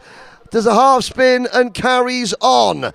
Down the back straight, though, it is Dex with the lead under pressure from Gravouille. There's Ricky Romkema defending as well. And who's that? Is that Charles Surgan trying to go around the outside? Allez, premier tour de cette finale des D2 Masters avec Jack Dex sous pression de la part de Maxime Gravouille qui a pris un très bon départ depuis la 3e position. Il a réussi à s'infiltrer entre Jack Dex et Alex Fillenbach. En 4e position, on retrouve Nicolas Claes, le pilote belge, qui passe à l'attaque sur Maxime Gravouille. Et c'est passé, semble-t-il. Ouais, même si Gravouille tente de résister à l'extérieur pour empêcher Fillenbach de passer. Et attention parce qu'il y a Gabriel Zuccella qui est venu se repositionner. Zuccella qui est revenu se positionner en haut de la hiérarchie et ça pourrait être différent. Et attaque, et c'est passé. Nicholas Clay. Nicholas Clay has gone from 4th to 2nd at turn 3 and then makes the move to the race lead at Jack Dex going on to the banking. What a start from Nicholas Clay, who won the opening race on Thursday. There's Ricky Romkema, the 2006 TD2 Masters champion. Was it RM1 back then? I cannot quite remember. It was so long ago. Or was it even the main DD2 class? He's a former Grand Finals champion. 2006, I believe, was the first time this event was at La Conca in 2006, or maybe Braga. I can't quite remember, if I'm being totally honest at this stage of the game. It matters not, though. What matters is what's happening right now and here in 2026. And there are the leaders going through the banking. Clay, Dex, Gravaway, Zuccella, then Sagan, Romkema, Fillenbach back to 7th position. But there are 2, 4, 6, 7 carts all in a line. The first gap is then back to the Birrell ART of, I think, who is that in 8th position? It is Jan Vonzenok. Allez, nouveau passage avec un changement de leader. Nicolas Claes qui a pris le lead lors du précédent passage au moment d'arriver au freinage du virage du Technopark. Claes qui emmène dans son sillage Jack Dex et Maxime Gravouille qui n'est pas très loin derrière. On a 7 pilotes qui sont roue dans roue avec Zuccella, Seguin et Romkema qui devance Fillenbach qui ferme la marche, le pilote allemand qui s'est fait déborder tout à l'heure dans les attaques successives et qui a perdu 4 places dans la hiérarchie pour l'instant. Rien de dramatique puisque vous le voyez, ces 7 pilotes sont toujours roue dans roue. On se surveille mutuellement et Jack Dex qui reprend le lead au freinage du Technopark. Yep, Dex. Almost Claes looks over his shoulder and Dex says, I'm about to make a pass on you. And then he does exactly what he says. Now I do recall this morning Dex saying that he was going to work with Alex Fillenbach and then didn't. Well, Fillenbach is trying to work his way past Ricky Romkema. I wonder if Fillenbach can get back to the front. If that little tactical move by Dex this morning might just return to haunt him. He's not going to be thinking about that at the moment. There's Zuccella in the 635 kart. And you can just see the flowing nature of this circuit. It really is one of the best kart circuits in the world. And it's because of the flowing nature of it. And if you hit the curbs wrong, it spoils your momentum. If you get the curbs right, it just hooks you up. And you could do some unreal lap times. Dex out of pits chicane, past Virage de Grandstand, on to the start-finish straight, hard on the brakes now, down to first, through Virage de Restaurant, the rest of the field still stacking up behind him, Clay, Gravaway, Zuccella, and then the Sodi kart of Charles Sagan, Romkema though, in the Stan Pex Motorsport, KR chassis, Fillenbach, Vonzenok, Cusack Pico, Mikkelsen, Knoppers, Chaumier, Schwab, Alexander Gravaway, Harold Watson up to 15th. The top 15 drivers separated by 4.5 seconds. Oh, and there's somebody over the grass. Who was that? Oh, we got Fillenbach. That's Alex Fillenbach up the wall. And who was that? Was that Charles Sagan going with him? I think it might have been. We'll catch up next time by. The lead group is down to 4, however. Jack Dex qui a repris les commandes, alors qu'il y a eu un petit peu de grabuge là du côté de la ligne droite du Technopark. On a vu malheureusement pour lui Alex Fillenbach partir dans l'herbe et laissé filer de nombreuses positions. Il est passé, Fillenbach, il est passé, où est-ce qu'il est, notre ami Fillenbach?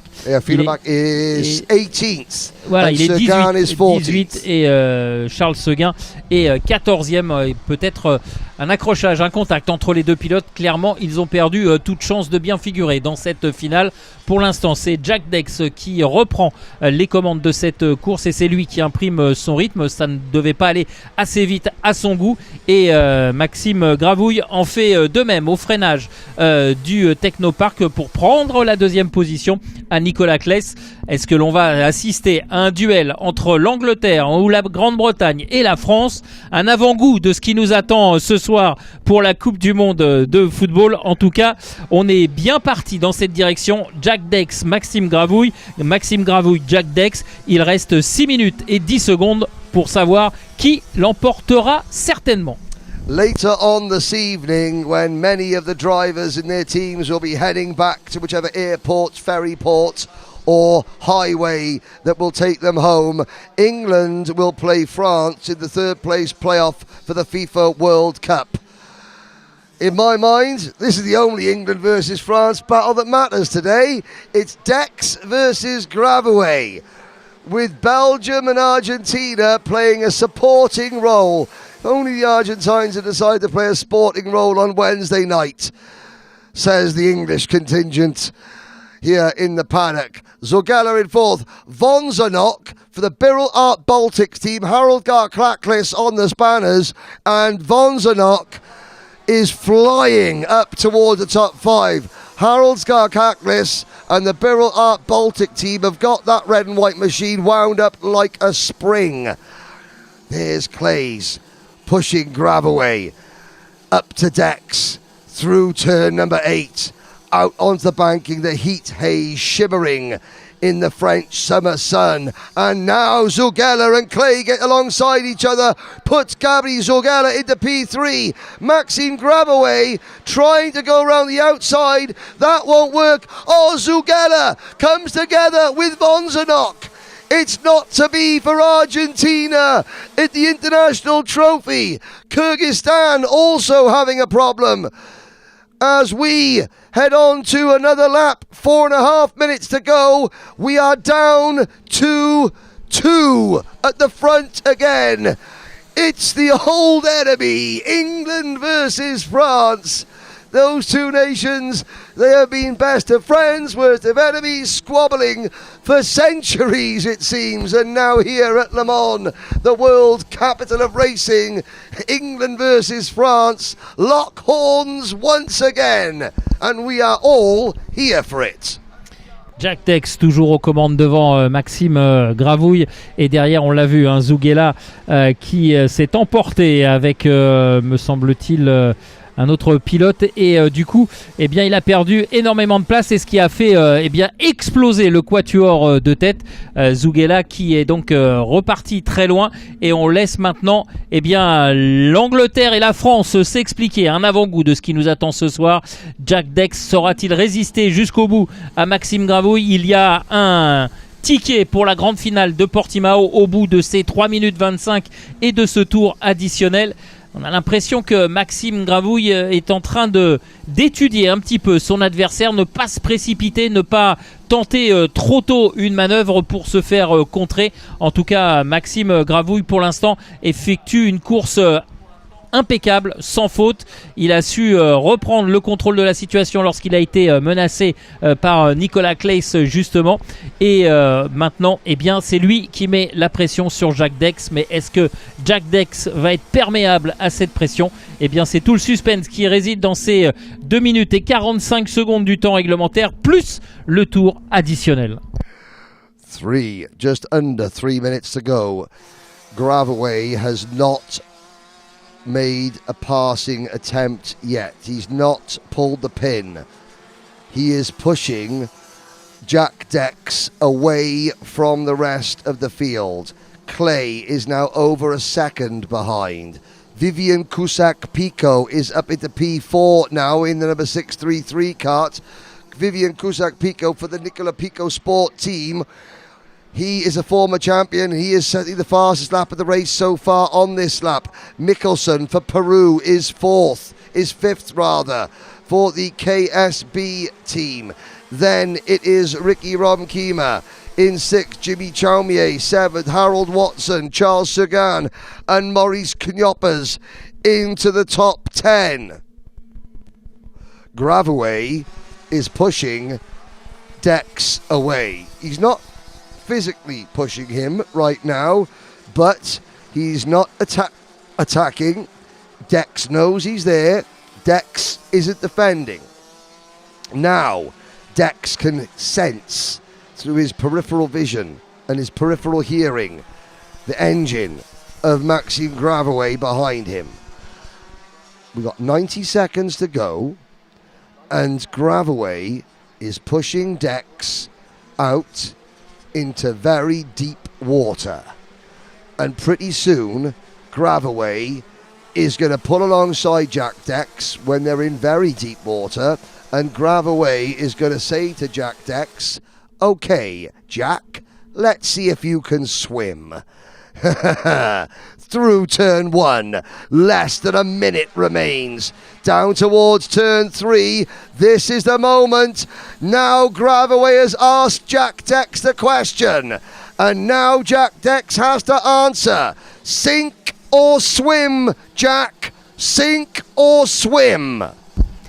Allez, attention, la pression monte entre Jack Dex et Maxime Gravouille, mais pendant ce temps-là, eh bien, il y a un autre larron qui est venu se mêler à la lutte. C'est Claes qui a poussé, Maxime Gravouille et qui lui fait perdre 3 places, et Nicolas Claes qui est maintenant en 2e position. Maxime Gravouille doit tout reconstruire et ça va être trop tard. Il va rester 2 tours maintenant, et Maxime Gravouille, il peste, il est furieux dans la ligne droite. Là, ça a été une attaque un peu suicide, dirons-nous, de Claes.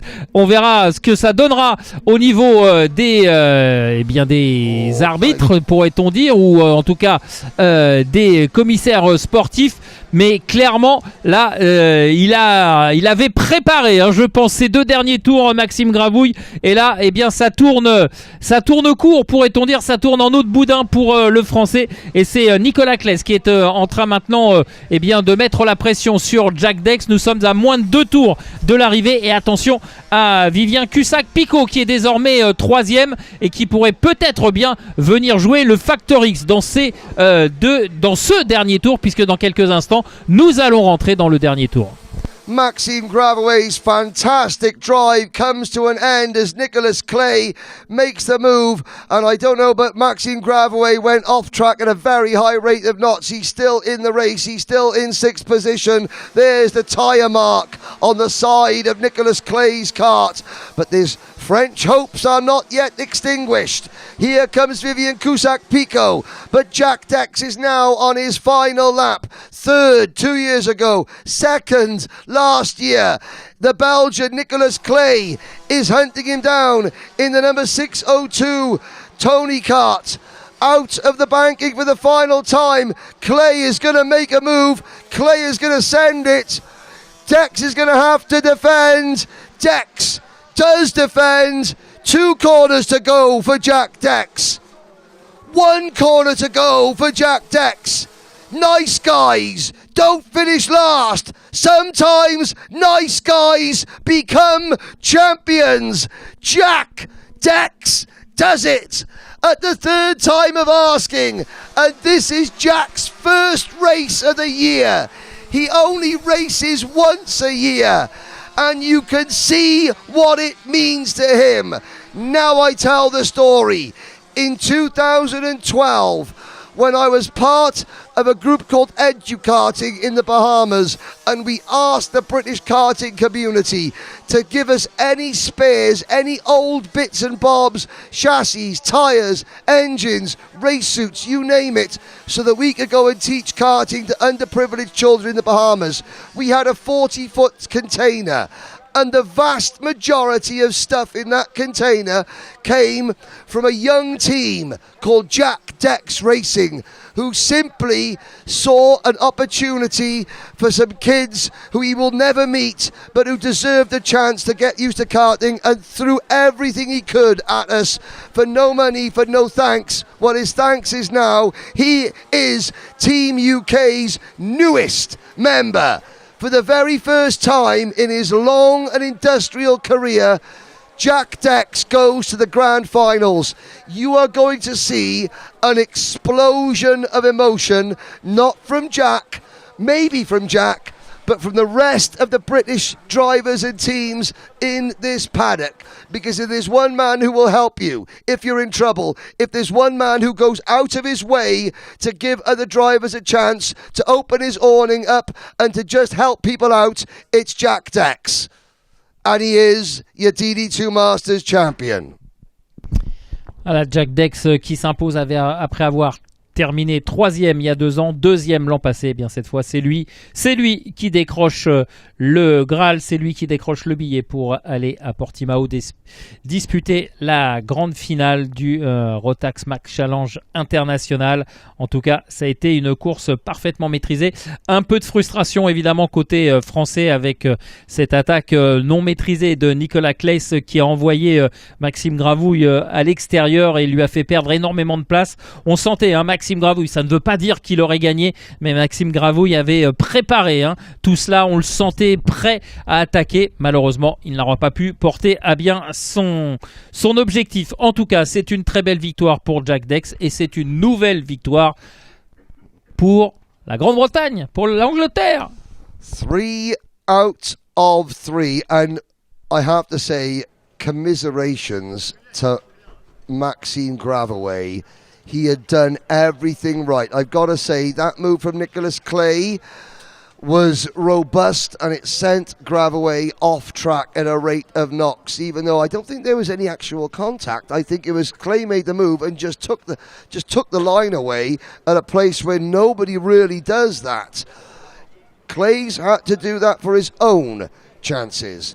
And now you'll say, okay, now Jack Dex, he has ordered that race suit specially for this. If you have a little look at his ankles, you'll find that his ankles are on display because he said he messed up the size and got the size wrong. Well, it's okay, Jack, because you only race a couple of times a year. The next time you get a race suit, get the size right, because it's going to say Team UK on it. His ankle hurts. Now he will hobble into there because he almost lost a foot in a horrific accident probably about 10 years ago that ended his full-time driving career. He suffers with the pain to this very day. He's medically cleared to race, but he knows every time he does race, he is going to be in for a very painful couple of days later. There's his mechanic, there's the smile, and if there's anything that will take the pain of broken bones and lasting injuries away, it is a ticket to the big dance. You can see the pressure that he has put on himself leaving his shoulders. He will take a very, very deep breath. Nicholas Clay and Vivian Cusack-Pico will finish the podium. Gustavo Mikkelsen, Ricky Romkema, your top 5. Then it's Maxime Gravouille, Harold Watson. What a drive from the showman, Harold Watson from Peru. And there's Fielenbach. They raced nose to tail. That just goes to show you how popular Jack Dex is. He is clean, he is helpful, he is professional every step of the way. And when he steps away from the technical building, they're going to squeeze the 3 podium finishers into the victory car. Jan Vonzenok was 8th, then it was Charles Sagan 9th, Alexander Gravouille 10th, Fielenbach was 11th, Zugella was 12th. They're heading behind the technical area. Pretty soon we will be able to go to Jen Wade, who is waiting in the open there to receive our DD2 Masters top 3. Any second now.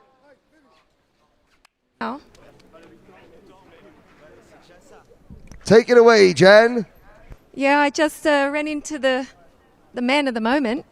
And one of the other drivers said, tell that bloke he's on the grid with a 66-year-old, making his job easy. Not so easy, though.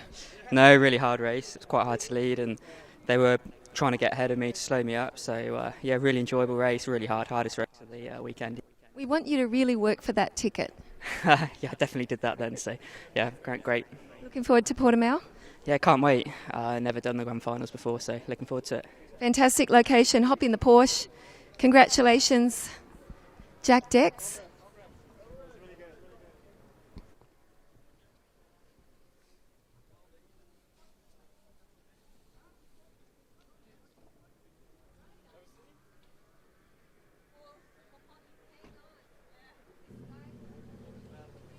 Well, there is Jack, and you see him hobbling into the Porsche. Vivian Cusack-Pico, a former winner of this event.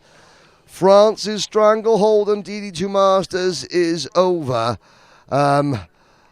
Maxime Gravaway looked like he was about to pounce. Unfortunately, it was taken away from him. There is Nicholas Clay. They complete their parade lap, and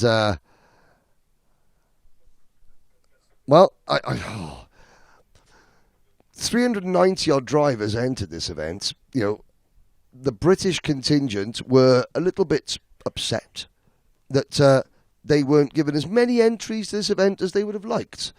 But this is an international event. We have to have as many countries as possible.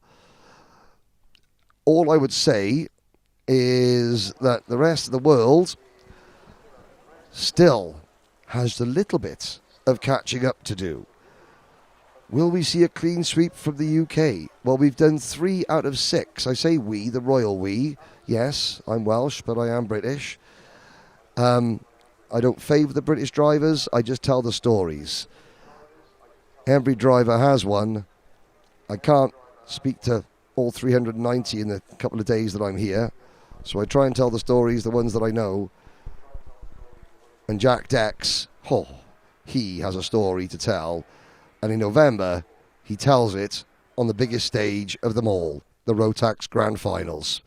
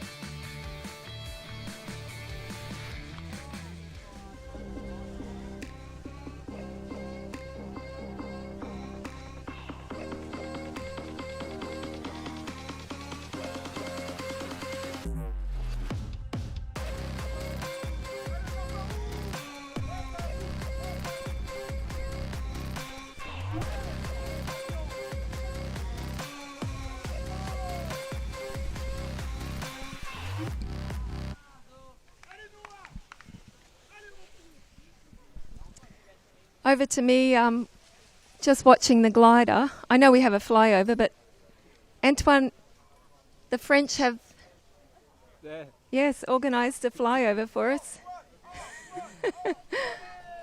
That's nice. How are you? I'm fine, thank you. Yeah. Really? You look a little bit hot? Or is that water? No, it's water. Yeah, okay. Of course, you've been at the front the whole week. A couple of sort of places back at this stage after the last races and adding all the points up. Tell us about the week. You've always been fast here. You've been a champion. You've been almost a champion. Probably one of the most experienced drivers on the grid from France. Yeah, of course the goal is to win the race, so we will put all the effort for it, and we will see. What about the fans? You have to say hi to all the French fans in French. Yeah. Merci à tous de me supporter, et puis on va tout faire pour gagner cette course. In your cart. Thank you so much. Antoine Babarou, finally caught up with him.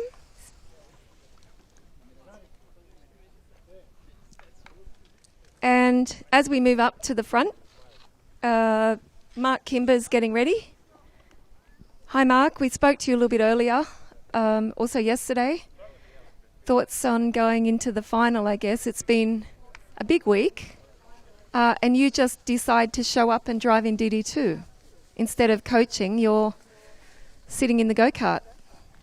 Yeah, no, a bit of a last-minute decision, but enjoying it so far. Sure, the final will be hard, but we always do our best, so, and the speed is good. And Dams Racing, of course, supporting you this weekend, watching on Nicholas Scholl, another former Rotax driver that you've known for many years, so he's going to be there by your side. Got everything going for you. Yeah, no, the whole team's done great for me. Former teammate as well, Nick. Yeah. We used to race against each other years ago, and Jan and Jules as well, so hopefully I can deliver for them. They're ready. And of course, we're ready.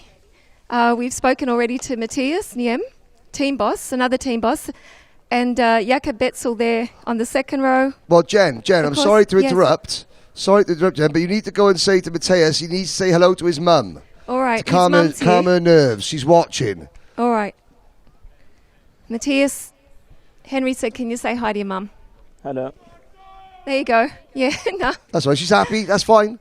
And of course, for anyone that doesn't know, Mark Kimber is the only driver in the world to have won 3 different classes at the Rotax Max Challenge Grand Finals, junior, senior and DD2, so he's got to be one of the favourites. In any case, we've got, again, as I said a few days ago, the star-studded grid here. A few team bosses that show up just for this race during the year because they love it and they love Le Mans. But it's going to be fun. Lots of fun. Merci Jane, et on a vu également juste avant la mise en grille bien que les finalistes de cette catégorie des D2 avaient reçu des médailles symbolisant leur participation à cette finale ici du Rotax Max Challenge International. Donc chaque pilote présent sur la grille de départ a reçu une médaille, évidemment qu'il a restituée à son mécanicien pour ne pas faire la course avec, bien évidemment. Alors on va sur de Jen et de Henry, Mark Kimber qui est le favori. Il part en pole position. C'est le pilote qui actuellement compte 3 victoires dans 3 catégories différentes en Rotax Max Challenge International. Donc il a déjà gagné en DD2. Va-t-il récidiver? C'est toute l'interrogation de cette finale. Et puis Antoine Barbarou, qui est le premier pilote tricolore classé en 6e position, comme il l'a dit au micro de Jen, va tout faire pour aller chercher la victoire. Eh bien, on lui souhaite et on croise les doigts pour lui. 67 DD2 drivers pitched up. 36 remain. 3 drivers in this race began the day not in the main event. They raced their way in. Matthew Ferre starting 30th, Bendiguez Sabo starting 33rd, and Maximilian Adolf, who starts 36th and last. Will they contend? No. Did they make it this far, and should they be proud when many others didn't? Heck Yes. Here is your starting lineup in DD2. Mark Kimber and Matthias Njem on the front row. Jakob Betzel and Emils Akmans on row 2. Enzo Ball and Antoine Barbarou, row 3. David Mastiakevich and Edgars Vilkans on row 4. Stan Pex and Leon Mandel, row 5. Maxime Jallet, Steven Servant on row 6. Then it's Will Ellswood and Giorgio Amate. Nico Handke and Len Nice. Vincenti Marquez and Wout Kirstjens. Sam Knyoppers, the reigning DD2 champion, 19th. Patrick Donitza, 20th. Watch for those two drivers. Alvaro Jimenez, Noah Hipp, Alessandro Pedini Amati, Hugo DuPont, Imke Arts, the only young lady to make it to the final in DD2, Leonardo Baccaglini, Tristan Rennie, William Christiansen, William Norbeck, Matthew Ferre, Donat Nepet-Volgi, Alex Sigal, Bendegez Sabo, Daniel Carmona, Lewis Goff, and Maximilian Adolf. Kimber, not in his usual green and white strawberry racing colours. He is Jan Darms through and through this weekend, and what a job Jan and his team have done for the young man from Solihull. Eric, they call it Rotax's ultimate class. We're set for the ultimate battle as they head into the tram lines. Allez, Mark Kimber qui donne le tempo dans cette procédure de départ, et c'est bien parti pour Kimber qui maîtrise le peloton, et attention derrière lui, on a tout de suite les pilotes qui cherchent à grappiller des positions. On n'a pas vu où était parti Antoine Barbarou, mais en tout cas ça passe pour tout le monde. Du spectacle en perspective. Je vous rappelle qu'on est parti pour 13 minutes plus un tour. En tout cas ça va être très très intense. Est-ce que Mark Kimber va pouvoir récidiver et aller chercher le ticket pour la grande finale? Eh bien, on le verra dans quelques instants. Pour l'heure, il est en tête. A clean start by the front runners. Halfway through Curve des Duchamps, Maxime Jallet in the GLP Sodi cart, number 534, was tipped sideways in front of about 20 drivers, and somehow none of them crashed into each other. Through the final chicane, a cornucopia of colour. Here we go, end of lap number 1, Kimber stretching his legs, Betzel second, Njem third. It's the UK leading the Czech Republic, leading Lebanon, with Emils Akmans for Latvia and Antoine Barbarou for France rounding out the top 5. There go the tail enders through turn number 3. And here we go with the midfield runners now coming out of Curve des Duchamps through turn 5 and then through turn 6 and 7. Lebanon to the inside. Oh, Matthias Njem gets it wrong. Into Jakob Betzel he goes. Njem is out of the race. Betzel has been delayed. And between them, they have opened the door. They haven't opened the door. They've left it wide open with the please go to the grand finals right now ticket to Mark Kimber. Because at the end of lap number 2, Kimber has a 1.5 second lead. Njem et Hugo Dupont qui rétrogradent dans la hiérarchie avec cette erreur dans le banking où ils sont partis au large, et Njem qui est resté sur l'extérieur de la piste pendant un bon moment. Du coup ça fait exploser le groupe de chasse derrière Mark Kimber. Mark Kimber qui n'en demandait pas tant, il a désormais 2 secondes d'avance quasiment sur le reste du groupe. Derrière il va y avoir une grosse bagarre, mais clairement l'issue de cette course semble d'ores et déjà se dessiné, parce que bien avec une avance telle, Mark Kimber c'est un vieux routier, hein, il a l'expérience pour ça, il va gérer comme il se doit, et sauf catastrophe c'est lui qui va aller chercher la victoire, parce que là on voit mal comment Akmans, Jakob Barbarou pourrait revenir à la régulière sur le leader.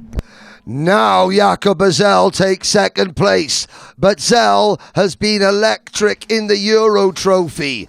His tactics don't always endear himself to his rivals, but when he is attacking, he is attacking. There goes Patrick Donitsa in the number 5, 5, 9. Oh, that's Leon Mandel in the KSB Europe kart. Coming through the chicane out towards the banking. Mandel for Austria is up into 6th. Enzo Ball now runs 5th. Chasing Antoine Barbarou. Edgars Vilkans is there as well.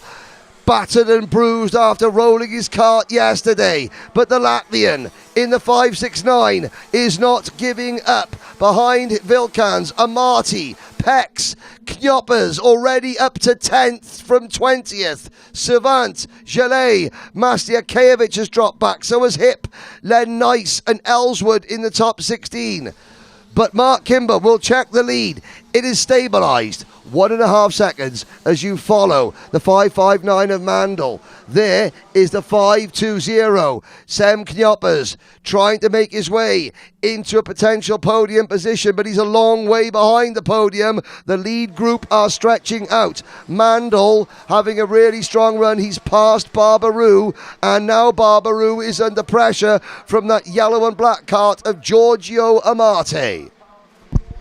Allez, pas de problème en haut de la hiérarchie et c'est plutôt derrière, dans le groupe de chasse qu'il faut regarder pour la bagarre, pour le spectacle, parce que devant pour l'instant, eh bien, c'est déjà largement décompté avec Mark Kimber aux avant-postes, Jacob Bezel en deuxième position et ensuite on retrouve Emi Akmens et Enzo Boll pour la 4e position. Et au-delà de cette 4e position, eh bien, on retrouve un groupe de chasse emmené par Edgars avec Mandel, Barbarou et Amati.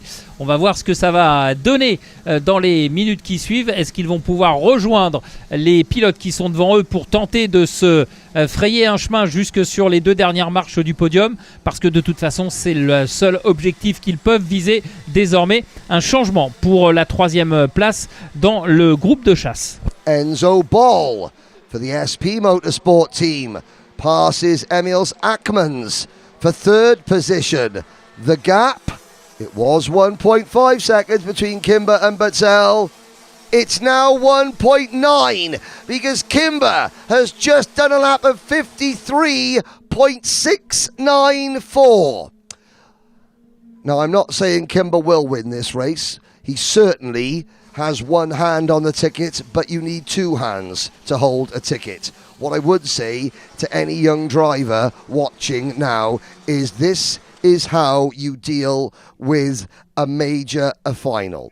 Kimber knows he has been given a golden opportunity. What you cannot do as a driver is now think about it too much. You can't think about, oh, I've won this race. Oh, I think I've got it. No one's going to catch me. Because then, as you're thinking that, you're just missing an apex. You're just missing a braking point. In DD2, you're just missing a shift point. And if you miss a shift point and a braking point, and there's going backwards, that is the number 548 of Giorgio Amati. His race is effectively over. But as you miss a braking point here, an apex there, a shift point here, suddenly that big gap that you thought was going to be there all race is no longer there and you're under pressure. And then you suddenly realize, oh no, and you've got to try and refocus, which is really difficult when you're traveling at over 120 and nearly 130 kilometers an hour. So watch how Kimber reacts. Is he looking over his shoulder? No. Is he taking it easy? No. He is driving and putting in personal best sectors. He is checking over his shoulder to manage the gap. But he's not then thinking, yes, I've done it. He's now thinking, okay, relax, braking point, apex, acceleration point, shift point. It's your mind at this level has to work like a machine. You have to be mechanical. You cannot, in Mark Kimber's position, drive with emotion. You just have to be metronomic. And as a result, the gap remains over 1.5 seconds. You can see in the background a couple of karts off the circuit. That is Daniel Carmona and Hugo DuPont, who have crashed. They are the first 2 retirements from this race. Up at the front, Bezel matching Kimber on this lap. You're looking at the move. There is Emils Akmans. That is Steven Servant passing Antoine Barbaroux. The leading French driver is now the 555, the Sony Kart of Savant, in 8th place. Et nouveau passage sur la ligne de chronométrage pour Mark Kimber qui contrôle parfaitement cette course depuis qu'il est installé aux commandes.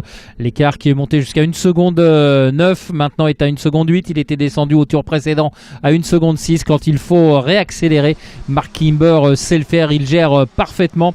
Et derrière, eh bien, Jacob Basel et Enzo Boll vont s'expliquer pour les 2 dernières marches du podium. En 4e position, on retrouve Emils Henkmans, mais malheureusement il est un peu loin pour aller contester les 2 dernières marches du podium par rapport aux 2 pilotes qui sont devant lui. Mais attention, il reste encore 4 minutes à parcourir. Si d'aventure le ton monte entre Basel et Boll, peut-être que ça permettrait à Henkmans de se rapprocher, et pourquoi pas également à Leon Mendel qui est encore un petit peu plus loin. Mais là il va falloir vraiment que les 2 hommes là, qui sont derrière et à distance respectable de Mark Kimber se gênent réellement pour permettre aux autres de revenir sur leurs talons et leur contester éventuellement les places sur le podium de cette finale. Mais pour l'heure, eh bien clairement, on peut dire que Mark Kimber a au moins la moitié du ticket pour la grande finale dans sa poche. L'autre moitié, eh bien il ira la chercher dans moins de 3 minutes et 30 secondes maintenant. Basel with Boll chasing him. The gap still 1.5 seconds. Craft Motorsport have been the cream of the crop in Europe in DD2 this year. Yes, Patrick Donitsa and his Birrell Art team, the Birrell Art by KSB Racing, have been incredibly competitive. Yes, so have others, the likes of RS Competition, Birrell Art Baltics, RM Concept. Looking down others, there are other teams as well. Yeah, Birrell by KSB, KRK Racing have had some really good showings. SP Motorsport, obviously. Jan Darms have been a constant at the front of European and World Karting for, well, as long as I've been around, and I've been around a long time. Nicholas Shaw, who Mark Kimber said was once his teammate at Strawberry Racing, and Nicholas, a celebrated driver, has driven Porsches, and is now a key part of the Jan Darms Racing mechanics setup, has provided Kimber with a rocket ship this weekend. Basel, icy cool Focus. Well, he's got a roulette wheel and he's got a pack of playing cards. Has he got it on his crash helmet? Has he got a joker up his sleeve left to play? If he does, he's got less than 2 minutes to show his hand as Sem Knoppers, the reigning champion, sets the fastest lap of the race. He started 19th and currently runs 6th. But that is happening a grand total of 6 seconds behind Mark Kimber. Kimber took the lead from the start, under pressure early on from both Matthias Nagem and Jakob Basel. Nagem went for a move on, I think, lap 2 at the banking for second place on Basel. It didn't work. It forced Nagem back to 26th position. It kept, well, Basel stayed second but lost an awful lot of ground. In fact, it cost Jakob Basel 1.5 seconds. The gap between Kimber and Basel right now, 1.5 seconds. 60 seconds is what is left of this race, plus 1 lap. Kimber hasn't put a wheel wrong yet. But now Jakob Basel, has he got a joke to play? I don't know. But he is certainly going to ask a couple of very stern questions as you watch the move on the banking. That was Leon Mandel passing Emils Ackmans for 4th position. Basel, purple first sector. He's going to ask the question. Mandel comes back. Well, no, that's Sem Knoppers passing Emils Ackmans. Allez, il reste 18 secondes dans le temps réglementaire, c'est-à-dire que les pilotes rentrent dans leurs 2 derniers tours. 2 tours encore pour Mark Kimber afin d'aller chercher le ticket pour la grande finale. 2 tours également pour Enzo Boll pour peut-être prendre le meilleur sur Jacob Basel. mais pour l'instant, eh bien, il n'y parvient pas. Il reste toujours dans le sillage de son adversaire direct. Il n'est pas tout à fait au contact, pas encore. Mais bon, on va voir s'il ménageait ses efforts pour cette fin de course. Mais en tout cas, pour l'instant, Jacob Bezel est en deuxième position et il maîtrise parfaitement son sujet. Quant à Mark Kimber, là encore, maîtrise totale. Il gère, il avait 1 seconde 9, il a eu 1 seconde 5. Là, il laisse un petit peu de mou, 1 seconde 4. Et il rentre dans son dernier tour. Dernier tour pour Mark Kimber. On to the final lap. Jakob Bezel will not catch Mark Kimber. Prior to Monday of this week, the last time Mark Kimber sat in a DD2 kart was on a Saturday afternoon in late October 2022 at Portimao. And on that day, nearly 4 years ago, Kimber got out of the kart as a Grand Finals champion, having gone undefeated through the entire week. And we were talking about his record at the Grand Finals over dinner the other night, and the subject turned to 2018 at Brazil, where he lost to Senna Van Valstein, and Mark Kimber said that Van Valstein's the greatest driver he's ever raced against. I have lost count of the amount of people that I have met that say Mark Kimber is the greatest driver they've ever raced against. And ladies and gentlemen, you have just seen why. 4 years out of a DD2, he gets into one and beats a world-class field at the International Trophy at Le Mans. Mark Kimber will go back to Portimao, where he will seek a 4th Grand Finals title. Cristiano Morgado is Rotax Grand Finals current GOAT. He is from South Africa. You're looking at the potential future GOAT of the Grand Finals, Mark Kimber. He is from Solihull.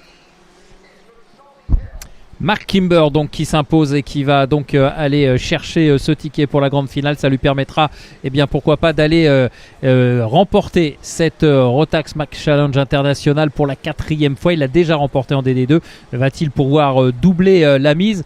Lui qui est revenu au volant pour ce rendez-vous du Mans. Il n'avait plus roulé depuis 2022 dans cette catégorie. Là, il vient de faire une excellente et brillante démonstration de son potentiel et de ses capacités de pilote. Il n'avait rien perdu de son talent, on peut le dire comme ça. Il a été impressionnant de maîtrise. Certes, il y a eu quelques petits événements qui lui ont probablement faciliter la tâche, mais de toute façon il était déjà aux avant-postes. Mark Kimber, il a été impressionnant tout au long de ce week-end ici au Mans, et cette victoire n'est tout simplement que la concrétisation du travail fourni pendant cette semaine de course. Rendez-vous donc à Portimao pour Mark Kimber, qui est donc le 4e britannique à s'imposer. 4 courses, 4 victoires britanniques. Yes, well, that's 4 out of 4 for Great Britain. And Mark Kimber, like I said, Senna Van Valstein, the current and reigning world karting champion, is here and watching. He's the current KZ world karting champion, and Senna has been here and watching. And on that hot day in Brazil, 2018, in Paraíba, the only driver that could hold a candle to Senna Van Valstein was that man there. He was just a boy back in 2018. He's now his own man.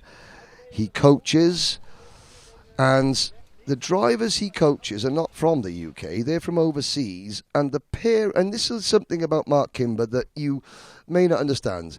Several parents of young drivers have entrusted Mark with their kids to come and stay with Mark in the UK, from places like Thailand, from places like Chinese Taipei and the island of Taiwan. And the only problem Mark Kimber's got is that the sleeve of his race suit keeps getting caught under his rear wheel. And Mark Kimber's saying, well, I've got this 15-year-old staying with me for a month because I'm coaching him, and his mum and dad are halfway around the world. There is the hug for Nicholas Scholl and Mark Kimber. There is a member of the Jan Darms team.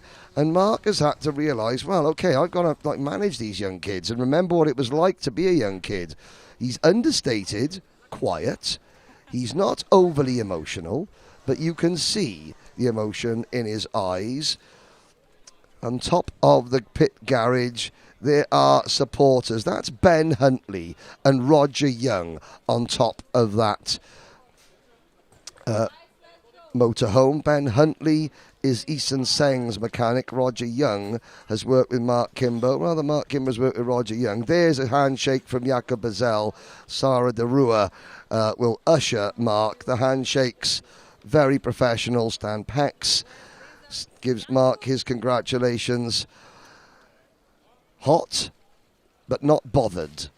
He is bothered in the sense that he is desperate to go back to Portimao. But did he get hot and bothered in that race? No. It was cool, calm, collected, very, very Mark Kimber.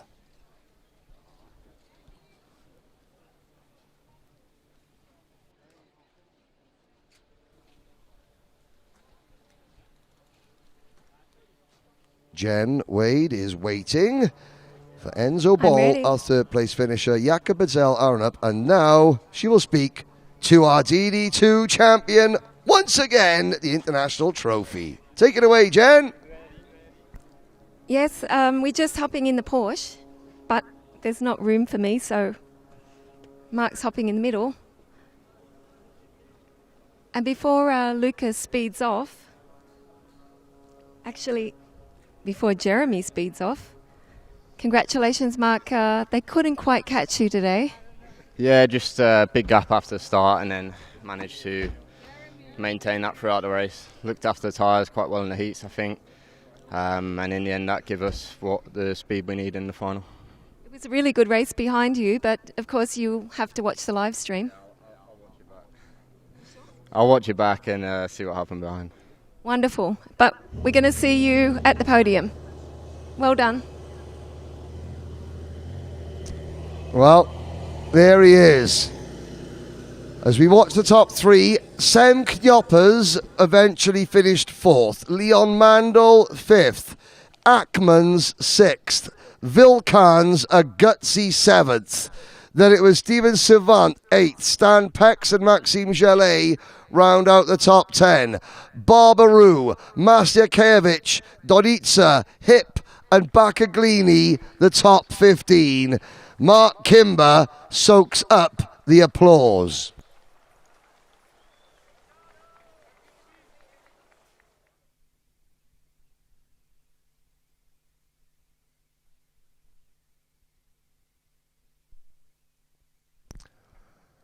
You can see the next race is on its way out to the grid. But Jeremy Monge and Corentin from 3MK Events driving the Porsche. And round the first corner go our top three. As we watch them take their victory lap, let's go back and show you some of the highlights of our DD2 final.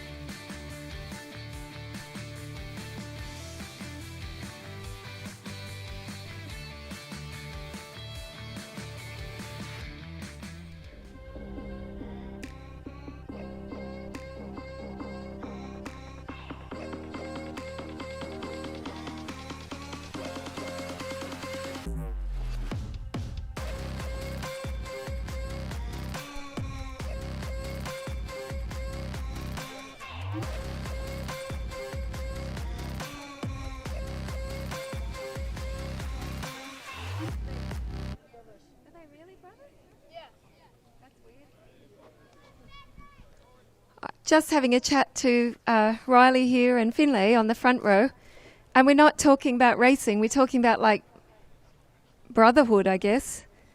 The two boys, two mechanics for the two boys are actually brothers, different teams, and I don't know if they're going to stand together, are they? Do you think they'll stand together, Finlay, when they're watching? Maybe, it's up to them. Yeah, it's up to them. We might have a look where they stand a little bit later. So our pole sitter, Finlay Lyons, of course, he was fastest qualifier.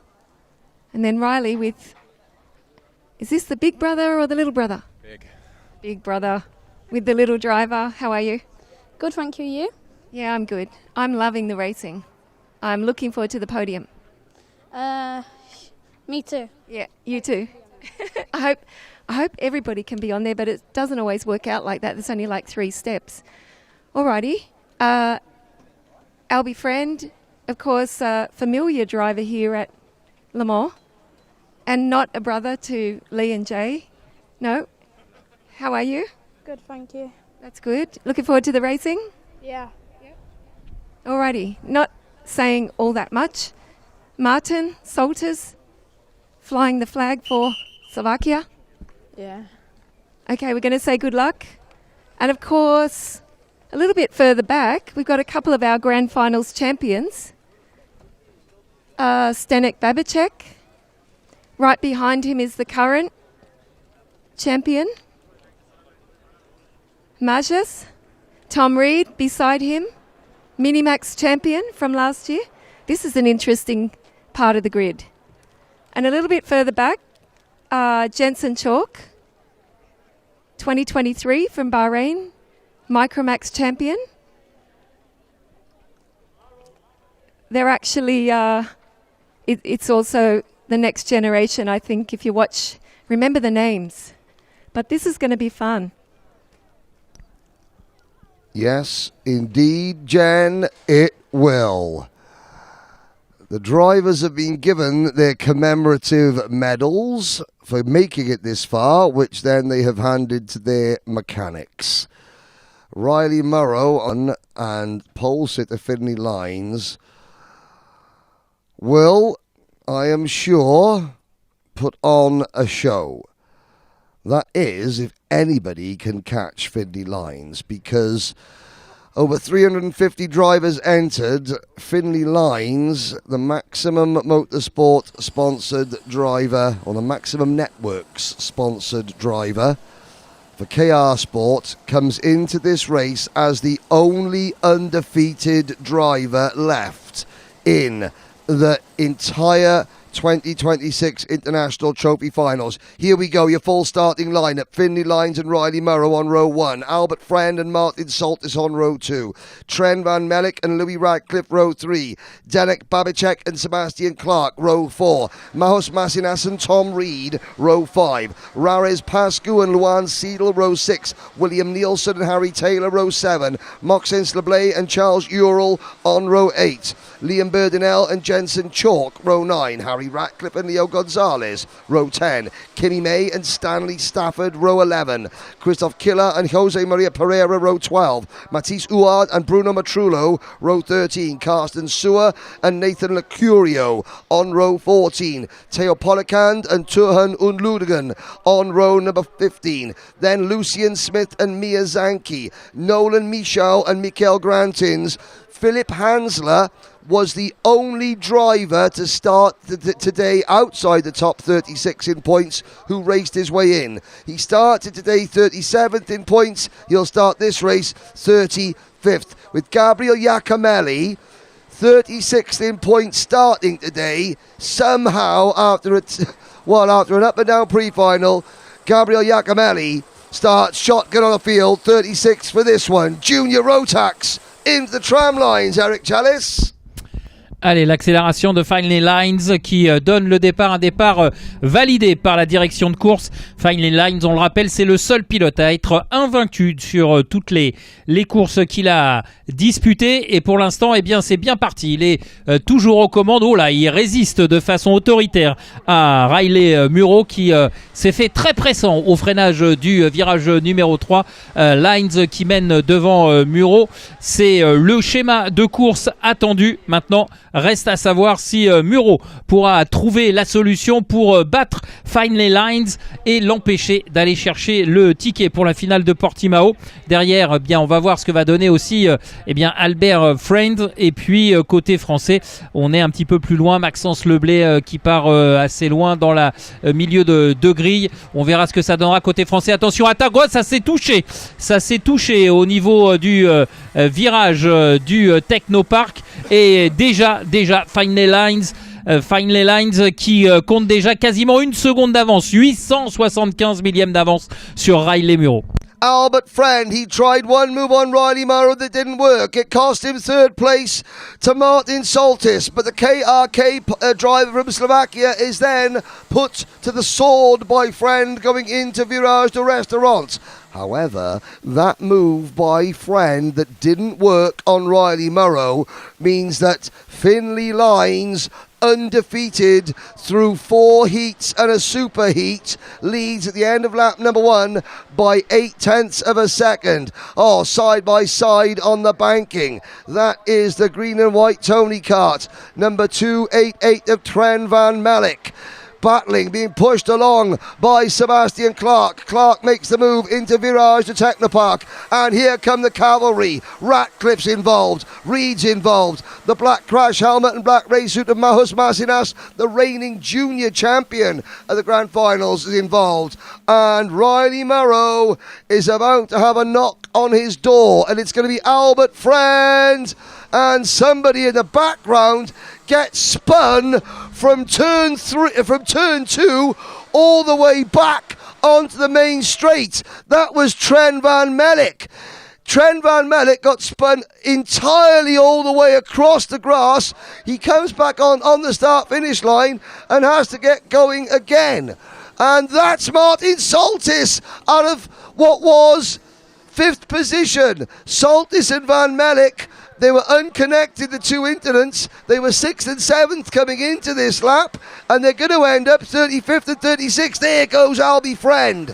Now we're going to see what Finlay Lines is made of, because Friend, he was out of position because of the one race that was the spark plugs went down and Friend had to start from the pit lane yesterday.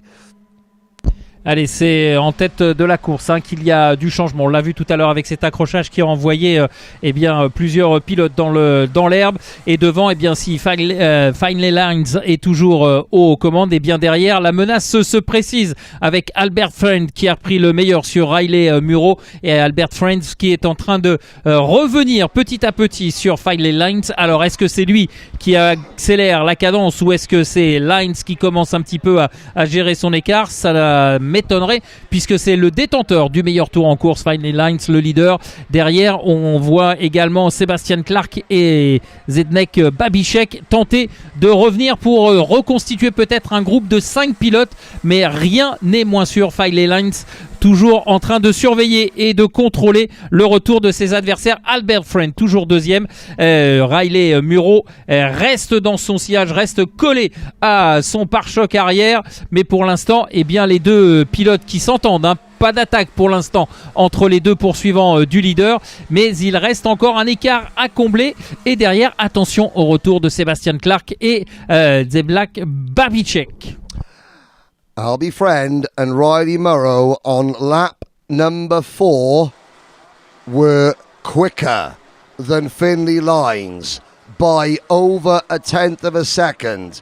The gap, which was nearly 9/10, is now 3/4 of a second.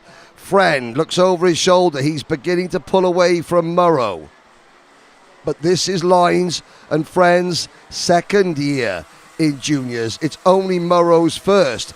And there is Massinas and Louis Radcliffe working. They're in 6th and 7th. Sebastian Clark runs a fantastic 5th. Denny Babicek, after a storming recovery drive, his car had a problem on the rolling lap of the superheat, which meant that Denny started back in 7th place on the grid. Babicek is up to P4. We've got nearly 8 minutes of racing to go. That is plenty of time for anyone in the top 5 to win this race. Lines has had the pace. Now, let's see if Lines can hold his nerve, because Albert Friend, 2 times, 3 times, Albie Friend has won this event on the road. 1 got taken from him, 2 he keeps. He is looking and hungry for a 3rd international trophy title, and Friend is closing. Babicek passes Murrow for 3rd. Lines looks over his shoulder. He sees the threat. It's a Dan Holland Racing threat. It's a 2-pronged DHR threat, led by Friend and soon to be joined by Denny Babicek. What can Murrow and Clark do to hang on? Et ça se resserre aux avant-postes avec Finally Lines qui voit son avance se réduire tour après tour, 10e après 10e. Il y avait 7 dixièmes il y a 2 tours. Il y a désormais 494 millièmes d'écart entre Finally Lines et Albert Friend.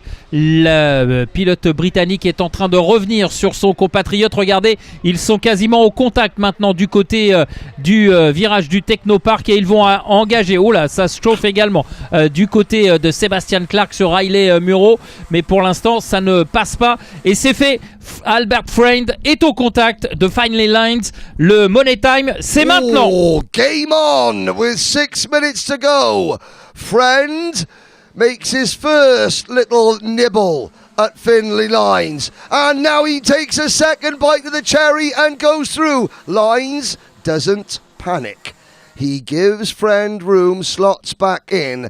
But the problem that Finley Lines has is he is now the KR Sport meat in a Dan Holland Racing sandwich, with Friend and Babicek looking for a way through. Babicek makes the move. And again, I have to say that was smart from Finley Lines. Into turn 10, we saw what happened in DD2 Masters when Nicholas Clay went for the move on Maxime Gravaway. Gravaway tried to fight it and ended up barreling through the grass, out of contention. Lines saw that Babicek was going to make the move and let him, and slots back in just behind. You lose the battle on this lap, but the war is going to be decided for another 5 minutes through turn number 3. And you can see Babicek, that lean, a little bit the same for Finley Lines. They're all doing the same sort of, and I have to say, that sort of lean, opposite lean, was brought into karting, or it was popularised in karting by one Mr. Mark Kimber. They talk about who they think the best kart driver is. Well, look whose style they copy. Allez, ça se resserre en tête de la course, vous le voyez, avec désormais un peloton qui est reformé avec 2, 4, 6, 8, 9 pilotes qui sont les uns derrière les autres. Pour l'instant, emmené par Albert Friends, mais Babicek n'est pas loin derrière et Finley Lines également. On va voir ce que ça va donner, mais j'ai l'impression que pour Lines, ça semble un petit peu plus compliqué que prévu. Quoique, il reste au contact, bien évidemment, mais on l'a senti un petit peu moins bien. On verra s'il cache son jeu ou pas pour la fin de course. Et derrière, on retrouve Sebastian Clark, Radcliffe, Muro et Massinas.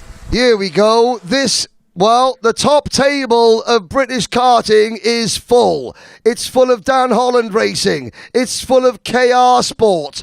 It's full of Sam Pollitt Racing. And it's got Thule Motorsport with Tom Reed joining the party as well. We've got 1, 2, 3, 4, 5, 6, 7. Oh, Lines under pressure. His teammate Sebastian Clark makes the move.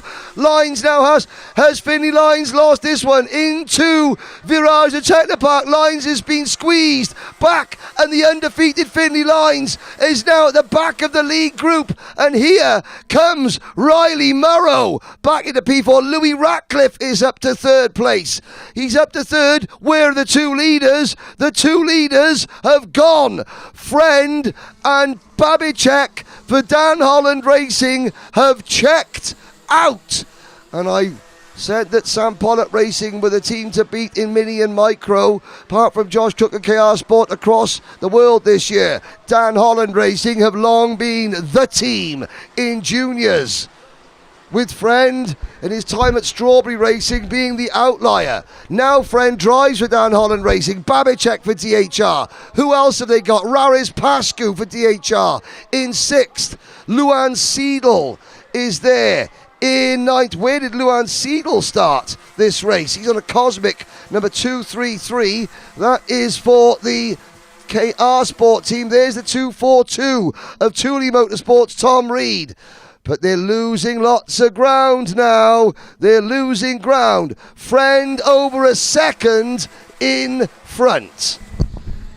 Allez, ça a explosé dans le groupe de tête, il s'était reconstitué et puis suite à cette attaque, eh bien, ça a été un petit peu la panique et le grand perdant de cette refonte de la hiérarchie, eh bien, c'est Finlay Lines qui de 3e, eh bien, est désormais 8e et on peut dire que maintenant, eh bien, il ne sera pas le vainqueur de cette course, de cette finale junior. Ça va se jouer entre Albert French et éventuellement Zdeněk Babicek si ce dernier arrive à faire la jonction. Albert Friends qui a un peu plus d'une seconde d'avance sur Babicek et derrière, eh bien, Radcliffe mène la charge. C'était la composition du chef de file du groupe de poursuivants. Voilà, Radcliffe devant Muro, Clark, Pascu, Seidel, Lines et Massinas.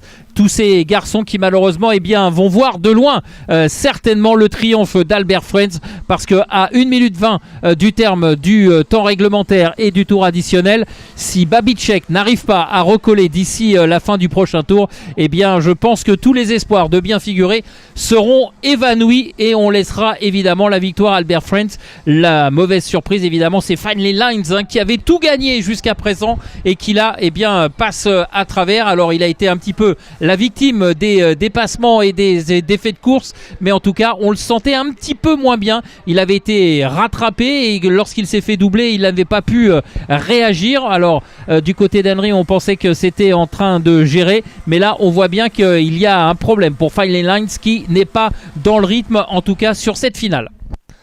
Finlay Lines sets the fastest lap of the race at 54.7. It's taken away from him by Mahus Massinas at 54.4. Here is the third place battle. Which SPR driver will stand on the bottom step of the podium? I say the bottom step of the podium because with 15 seconds to go, it is now Albie Friend versus Denny Babicek, and Babicek has just put down the fastest first sector. The first sector, 15.94 through sector number 1. Babicek on the grass. Friend defends. The last lap board is going out. This is going to be an all-out war between the teammates on the final lap. Across the line they go, into Virage du Restaurant. Friend slowing them down. Babicek's going to have a look, Eric. He's going to have a look. He's going to have to go round the outside, is Denny Babicek. Inside, oh, ça va, c'est fait pour Babicek qui est passé et Albert Friends qui veut peut-être tout perdre, parce que comme je le disais, si la jonction n'était pas faite avant, Babicek aurait pu dire adieu à cette victoire, mais là Friends, en voulant à tout prix bloquer Babicek, est en train de faire une erreur, et Morrow qui essaye d'aller à l'extérieur, mais Babicek est en train de s'échapper clairement pour aller chercher la victoire. Albert Friends a raté sa stratégie, c'est clair, et c'est Babicek qui va aller s'imposer dans cette finale junior. Denny Babicek outsmarts Albie Friend. There was a little bit of hip and shuffle going into Curve Day Duchamp. Friend, I thought Friend had that one won, but Denny Babicek does not quit, will not quit. And he made one move. He forced Friend to defend into turn number 3. That gave Denny the momentum into this corner. Friend did try to turn in. Babicek had his nose there. They both continue. Denny Babicek, a former Grand Final champion, he beat Albert Friend in a classic Minimax final at Sarno in 2024 to become Grand Finals champion. And I have to say, he has just beaten Friend again in an awesome battle. And Dan Holland Racing sweep the podium. Raris Pascu, who did most of his racing in Romania last year. He's part Romanian, part Swiss. And Raris Pascu has just put the 235 kart on the podium to complete a career day for him. And another incredible clean sweep for Team DHR. Denny Babicek wins. There's the celebration. Friend did absolutely everything he thought he could. He passed the undefeated Finley lines. He pulled away. He put down a series of laps that were metronomic. And still, somehow, Friend, every time Albie Friend dug deep, Babicek dug deeper. Mahus Masinas, the reigning Grand Finals junior champion, finishes P4. Sebastian Clark is the leading KR Sport driver home. No, that's Masinas, sorry, for KR Sport. Fifth is Masinas' teammate Sebastian Clark. Riley Murrow takes 6. Finley Lines, heartbreak for Finley Lines to finish 7th. Then it's Tom Reed in 8th, Luan Seidel 9th, Nielsen, Taylor, Chalk, Gonzalez. I look down the order, Louis Radcliffe comes home 17th after that coming together, coming out of the banking for the final time. And look at that. Denny Babicek even has the time to help put Jensen Chalk's kart on the scale ramp. And I look further down the order, we had 2 retirements. Martin Soltis was one and Stanley Stafford was another. But all I will say that Stanley Stafford has done himself and his family very, very proud this week on a very tough week for the Stafford family. Stanley, your very brave decision to stay and race has paid off. No, the final result was not what you wanted, but you made the final when, I have to say, the odds coming into this week, considering your lack of experience, were very much against it. Further down the order, Tren van Melk. Disappointment for him. There, though, is a driver who is quietly, in his own way, amassing one of the best Rotax Grand Finals records of any driver in recent years. I first met Denny as a Micromax driver back in, I think, 2021, and he was a top 6 finisher then. And he has won, been on the podium, has contended every single year since. He'll go and get the congratulations from his mechanic, a couple of quiet words, and then he will go and speak to Jen Wade, who is waiting for him. There's Aaron Yo, Sebastian Clark's mechanic, Lee Taylor, Riley Murrow. There is Jay Taylor, Finley Lines' mechanic, congratulating Denny Babicek. Different teams, it doesn't matter. That shows you a lot of what Denny is like as a driver and as a kid. And I know his mum and dad are here. There's Raris Pascu. Look at the smile on Raris' face. And we will wait for Denny to go back away from the technical building because our microphones don't like the technical building, all that metal work. And now Jen Wade will summon Denny. Put your helmet down and your rib protector. Come this way. Come on.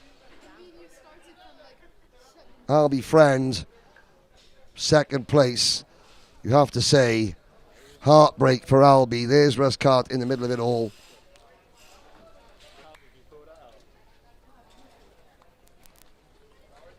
Mr. Carter, Russ, Sean, I've known them for about 15 years. You'd think I'd know the difference, but it's a mental block that I've got, and now I'll just call him Mr. Carter.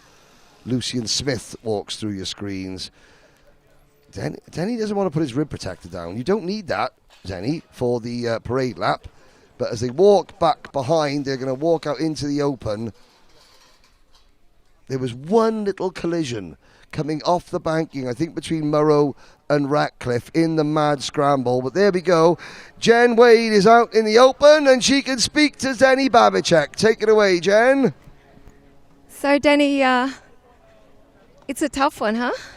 3 teammates fighting for the first place, but this time was yours. Yeah, we had a couple of setbacks in the heat. Then we just managed to come back, do the best we could in the final. Chassis was perfect, engine was perfect, so we just did the best we could and it came out well. And of course, there's always congratulations, you're coming to the grand finals again. Yeah, very excited again. We just thought we'd mention that. Well done. And of course, we're going to let you take the lap of honour with your teammates. Albie drove well right up until that last couple of laps. It started to get a little bit closer. Yeah, it's a race, so he of course did his best, I did my best, and it's a race. This time I came out better, sometimes he comes out better. It's just how it goes. It is how it goes, but we're going to let you go now and say well done to both the boys, also to Raris. Great to see you guys at the front.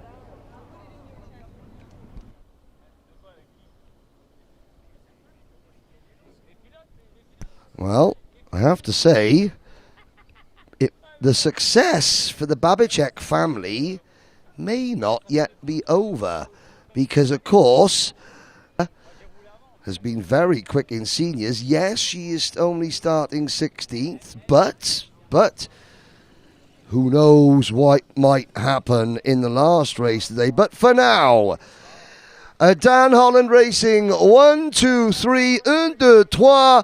Denny Babicek is your International Trophy Le Mans champion for 2026 and goes back to the grand finals.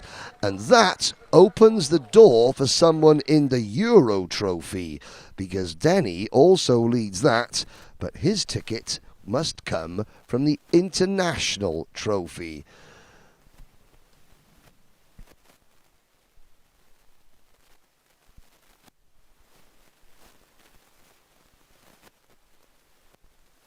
Well, ladies and gentlemen, if you like what you see here, then why don't you tune in to the RMC International Trophy South America, which takes place in Uruguay on October the 6th to the 10th this year.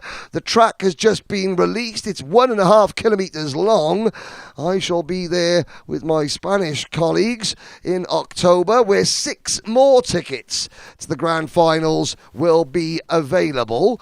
And then, once the grand finals in Portimao in 2026 are complete, our attention obviously turns to 2027, and the first 6 tickets out of only 432 that are available worldwide will be handed out in 2027 at the International Trophy Asia.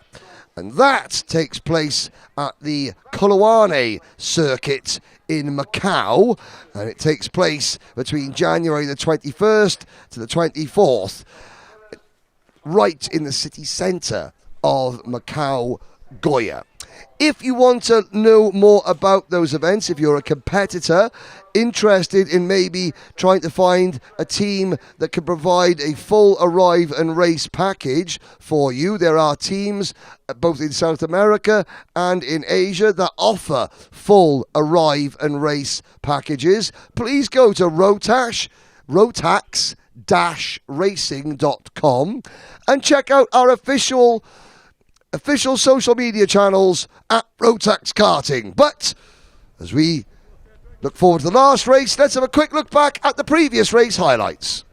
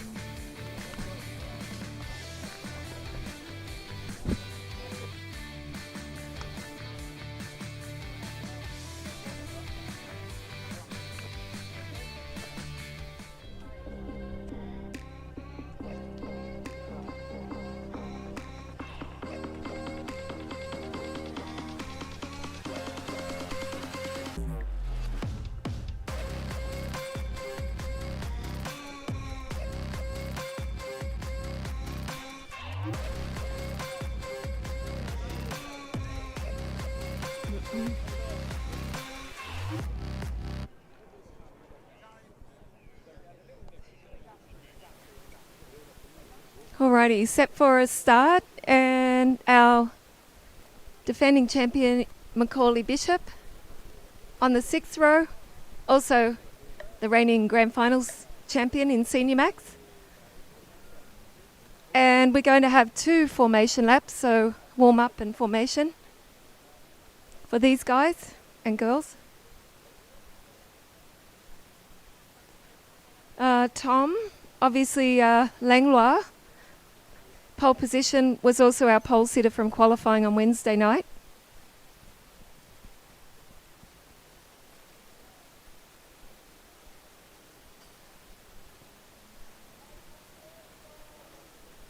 And he has a couple of Dutchmen right on his tail. Boas Maximov, Max Sidursky.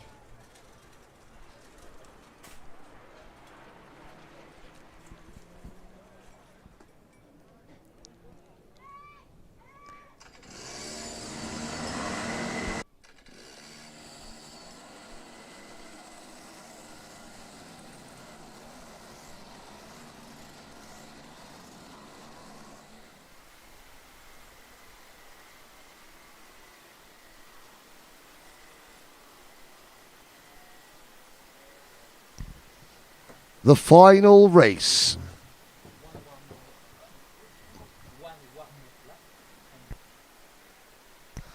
For this race, the drivers are on brand new Mojo tyres.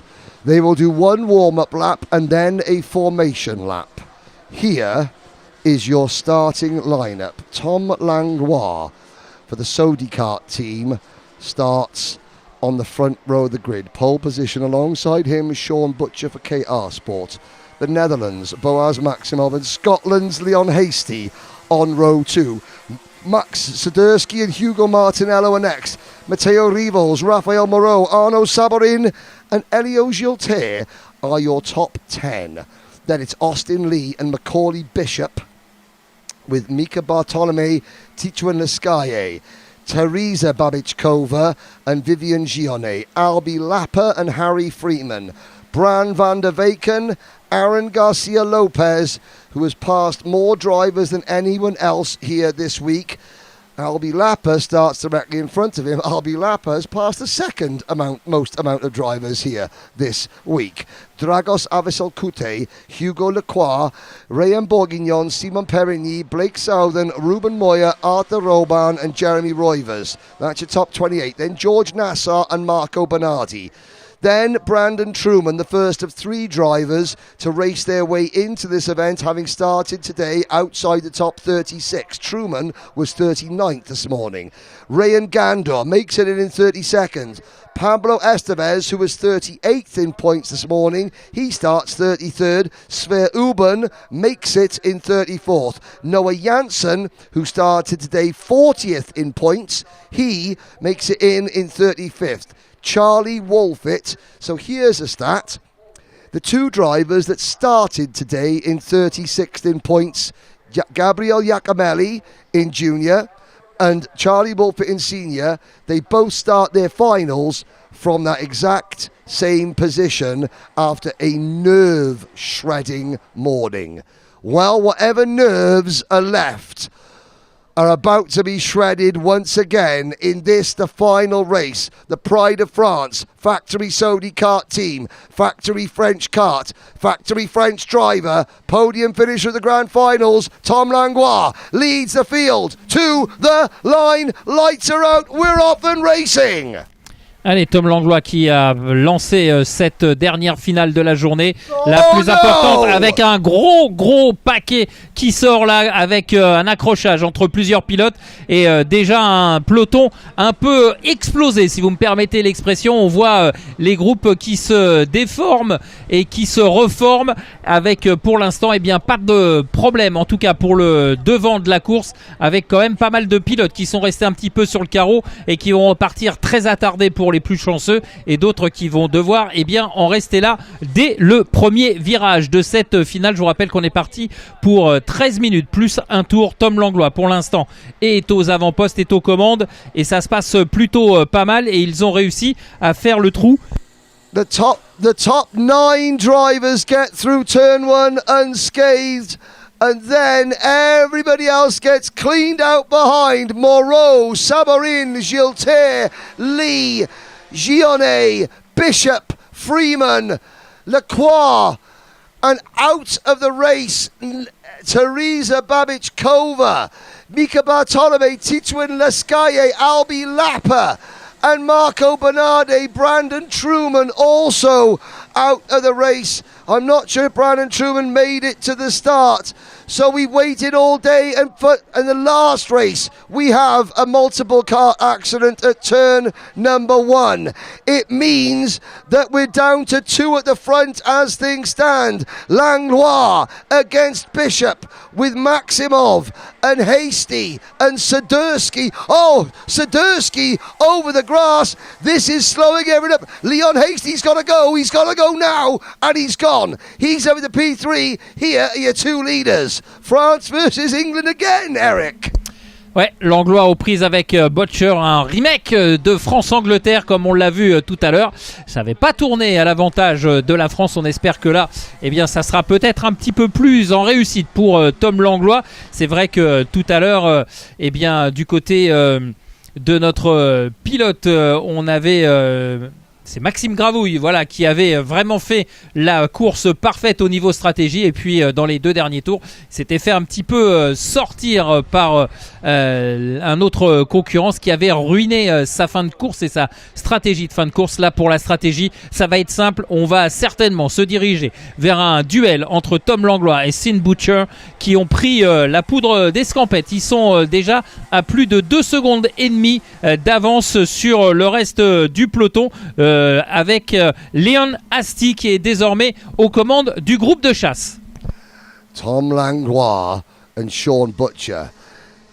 In December, in Bahrain, at the start of December, Sean Butcher finished second in the grand finals. Tom Langlois took third. Here they run 1-2 in the International Trophy final.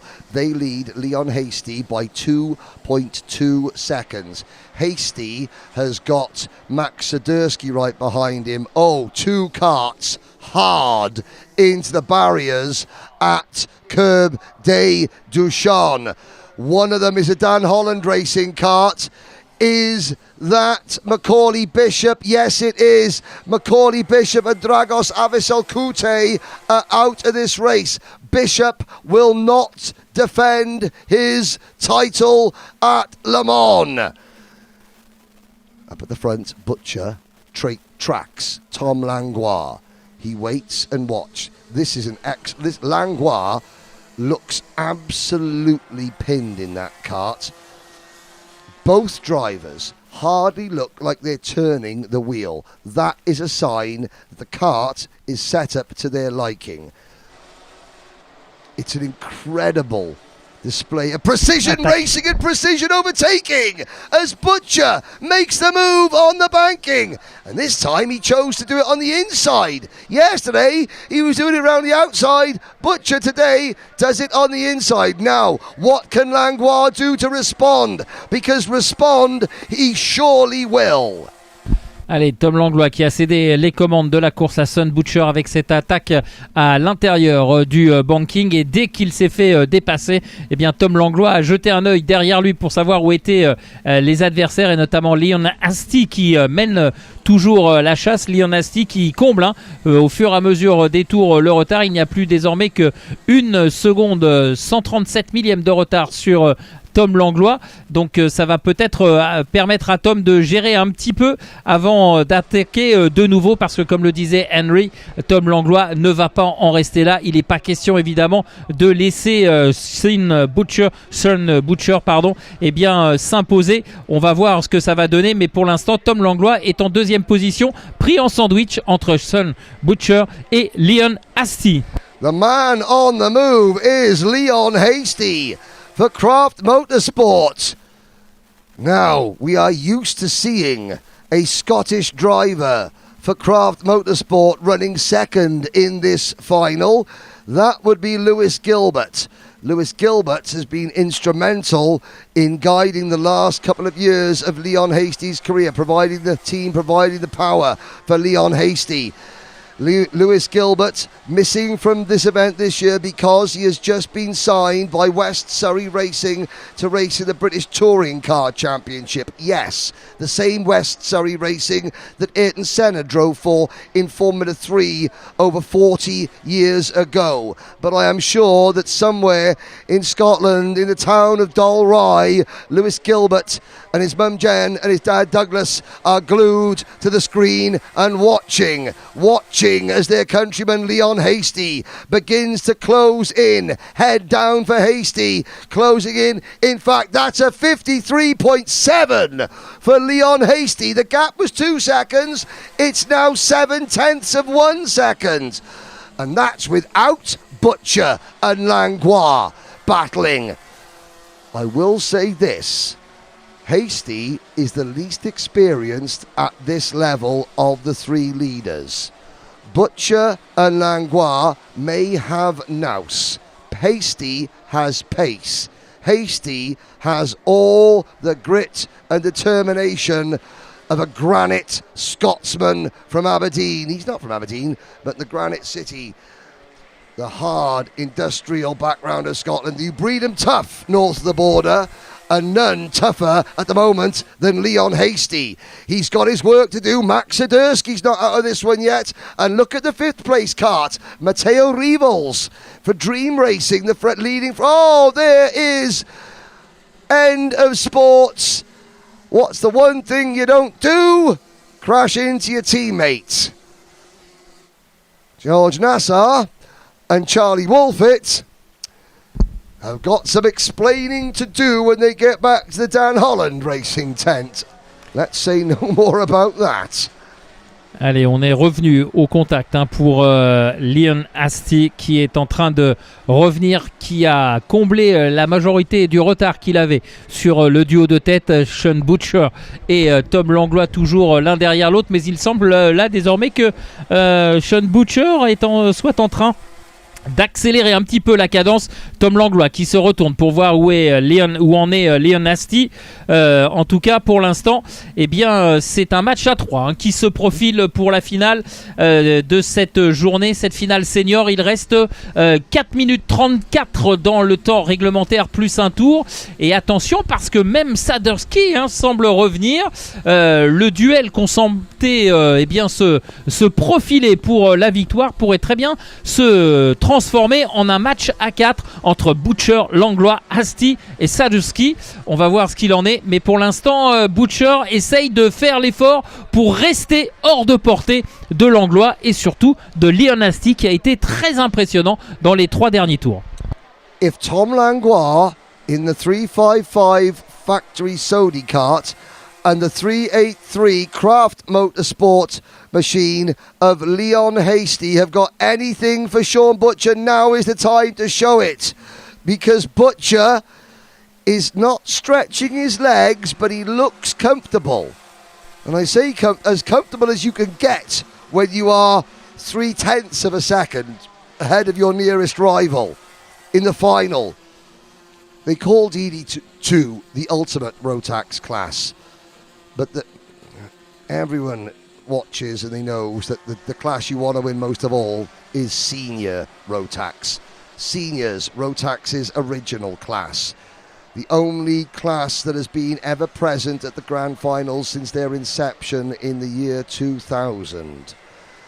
Butcher, one of the veterans of this class, still wasn't even born when the grand finals began. He has been several times. He has stood on the podium several times. Victory has eluded him. 12 months ago, Sean Butcher qualified 102nd and still led the final. He hasn't had to do that this year, and he still leads the final. He is now 0.4 of a second in front of Tom Langlois. There goes Simon Perigny chasing Tony Cart of Austin Lee. That is 16th and 17th position. They're 10 seconds behind everyone else. behind the top two rather. Bran van der Weyken has just done a 53.479 second lap. A little bit of cloud cover cools the air here at Le Mans, giving the drivers maybe a tiny little bit of respite. Butcher extends his lead again. He now leads by exactly half a second. Hasty was within a second of Butcher. He's now 1.2 seconds back. Swiderski, Rivals, Van der Weyken are no longer making inroads into the lead group. Butcher is on his own. Allez, Sean Butcher qui creuse petit à petit l'écart. Les pilotes se rendent coup pour coup, entre guillemets, au terme de chaque tour via l'intermédiaire des chronos. 53 439, 53 527.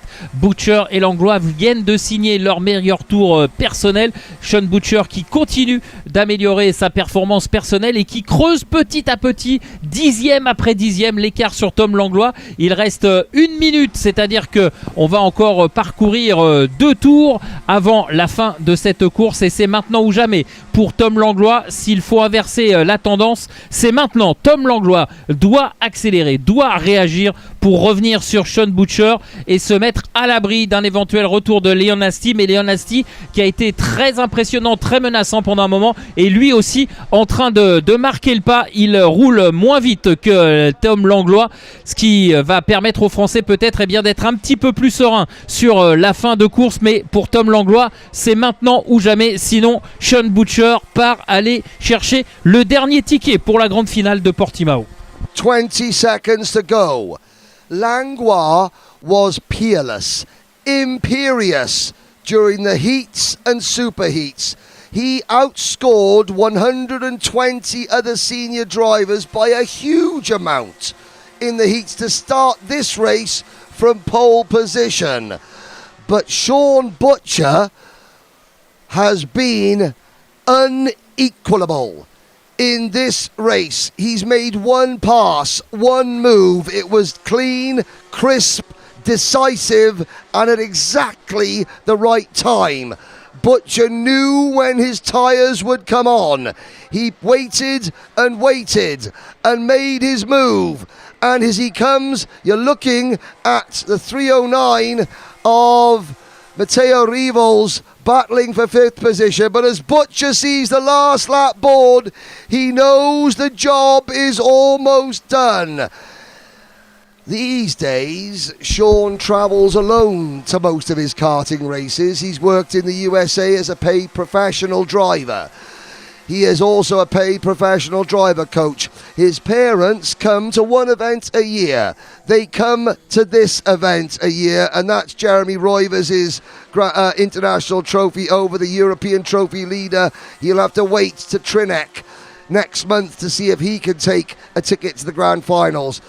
But Mr. and Mrs. Butcher, they chose the right event to come to this year, because Sean Butcher, he's been so close so many times. He is no longer the nearly man. He is the man. Butcher wins Senior Rotax at the International Trophy. He breaks French hearts because Tom Langlois threw everything he could at Sean Butcher, and today it was only good enough for second. And Leon Hastie for Scotland. Scotland have been on the podium every single year in this event. They have yet to win it, but Hastie continues the fine Scottish tradition in this class.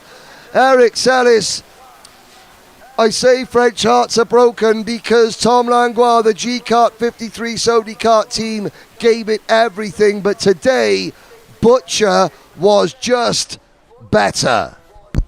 Voilà, victoire de Sean Butcher qui s'est imposé. Tom Langlois n'a pas pu inverser le cours des choses. Il est resté au contact et puis il a perdu dixième après dixième le contact justement avec Sean Butcher. Et Sean Butcher qui s'impose avec un peu plus d'une seconde d'avance sur le Français. En troisième position, on retrouve Leon Hastie, le pilote britannique lui aussi. Pendant un moment, on pensait qu'il allait pouvoir venir se joindre à la bagarre pour la victoire et puis il a tout donné. Mais après, eh bien, peut-être que son capital pneumatique était un petit peu limite, ce qui ne lui a pas permis de finir aussi fort qu'il l'aurait certainement souhaité. Mais en tout cas, très très belle course de Sean Butcher. Sean Butcher donc qui s'impose. C'est le vainqueur de cette finale senior ici pour le Rotax Max Challenge International. C'est la dernière course de cette journée. C'est ainsi que se termine cette semaine consacrée au Rotax Max Challenge International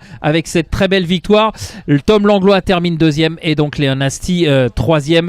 Sean Butcher complète le tableau pour les Anglais avec 5 victoires sur 6 finales.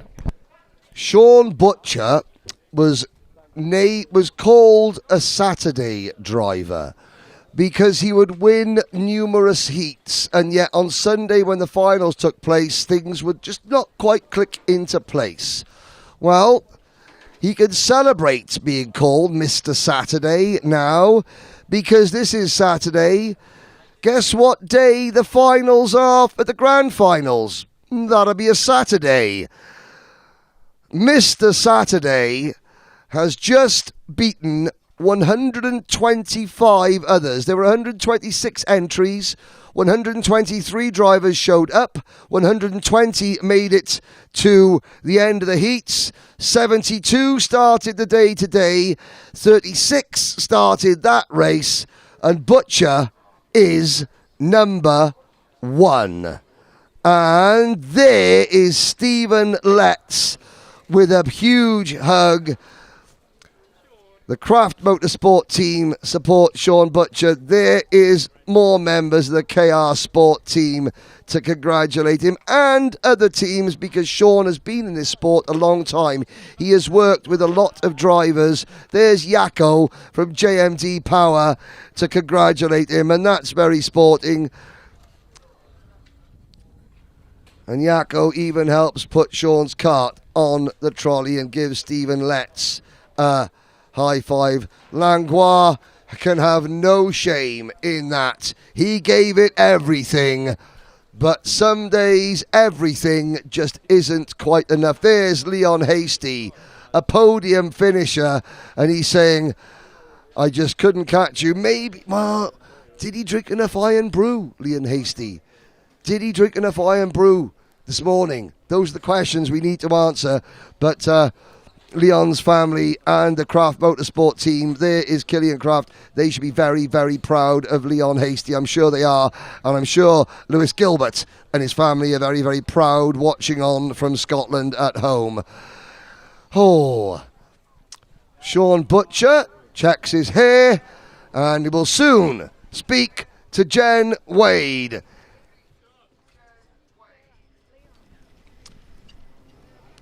Sean,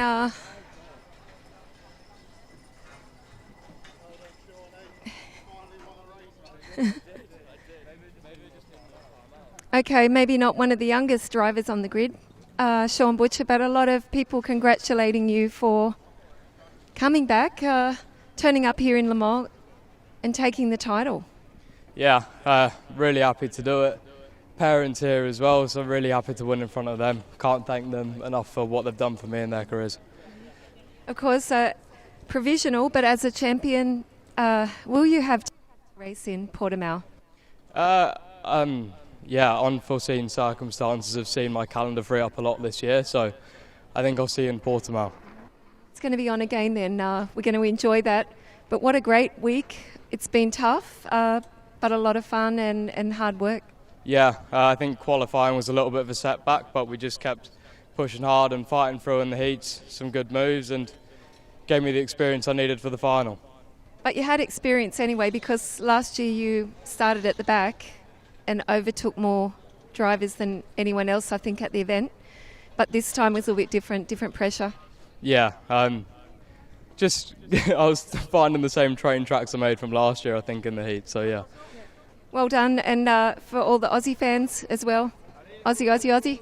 Oi, oi, oi. And can I just say a massive thank you to everyone at KR Sport, the engine team, my mum and dad, and Not a Clue Racing as well. Thank you. Thank you, enjoy. Well, Sean, I know that, unforeseen circumstances mean that your calendar is freed up, but you know something? Las Vegas, I've been there. It's tacky as all get out. Portugal is where the cultured people go, and none are more cultured than Sean Butcher. And also, that puts a lie to the myth. Senior karting is not just for kids. Senior karting is for men and women, grown-ups, adults. And Butcher, a veteran of the sport, will be the 5th member of Team UK to earn their place in Portimao today. And what a day it has been. We are going to soak up the applause. There will be a podium presentation. There will be a raffle where, amongst others, 3 Bell crash helmets and a Can-Am Riker will be won, as long as it was €1,000 Rotax voucher. But you have to be at the podium presentation to win. Well, Butcher, Langlois and Hasty will be at the podium. A quick run down the rest of the orders. Max Sidursky, Matteo Rivals, Bran van der Veken, Hugo Martinello, Blake Southern, Boaz Maximov and Ruben Moya were your top 10. Estevez, Gandour, Roban, Bourguignon, Garcia Lopez, Perigny, Lee, Freeman, Gilter and Hugo Lacroix, the rest of the top 20. But as you watch the parade lap for the last race of the day, let's have a look back at some of the race highlights.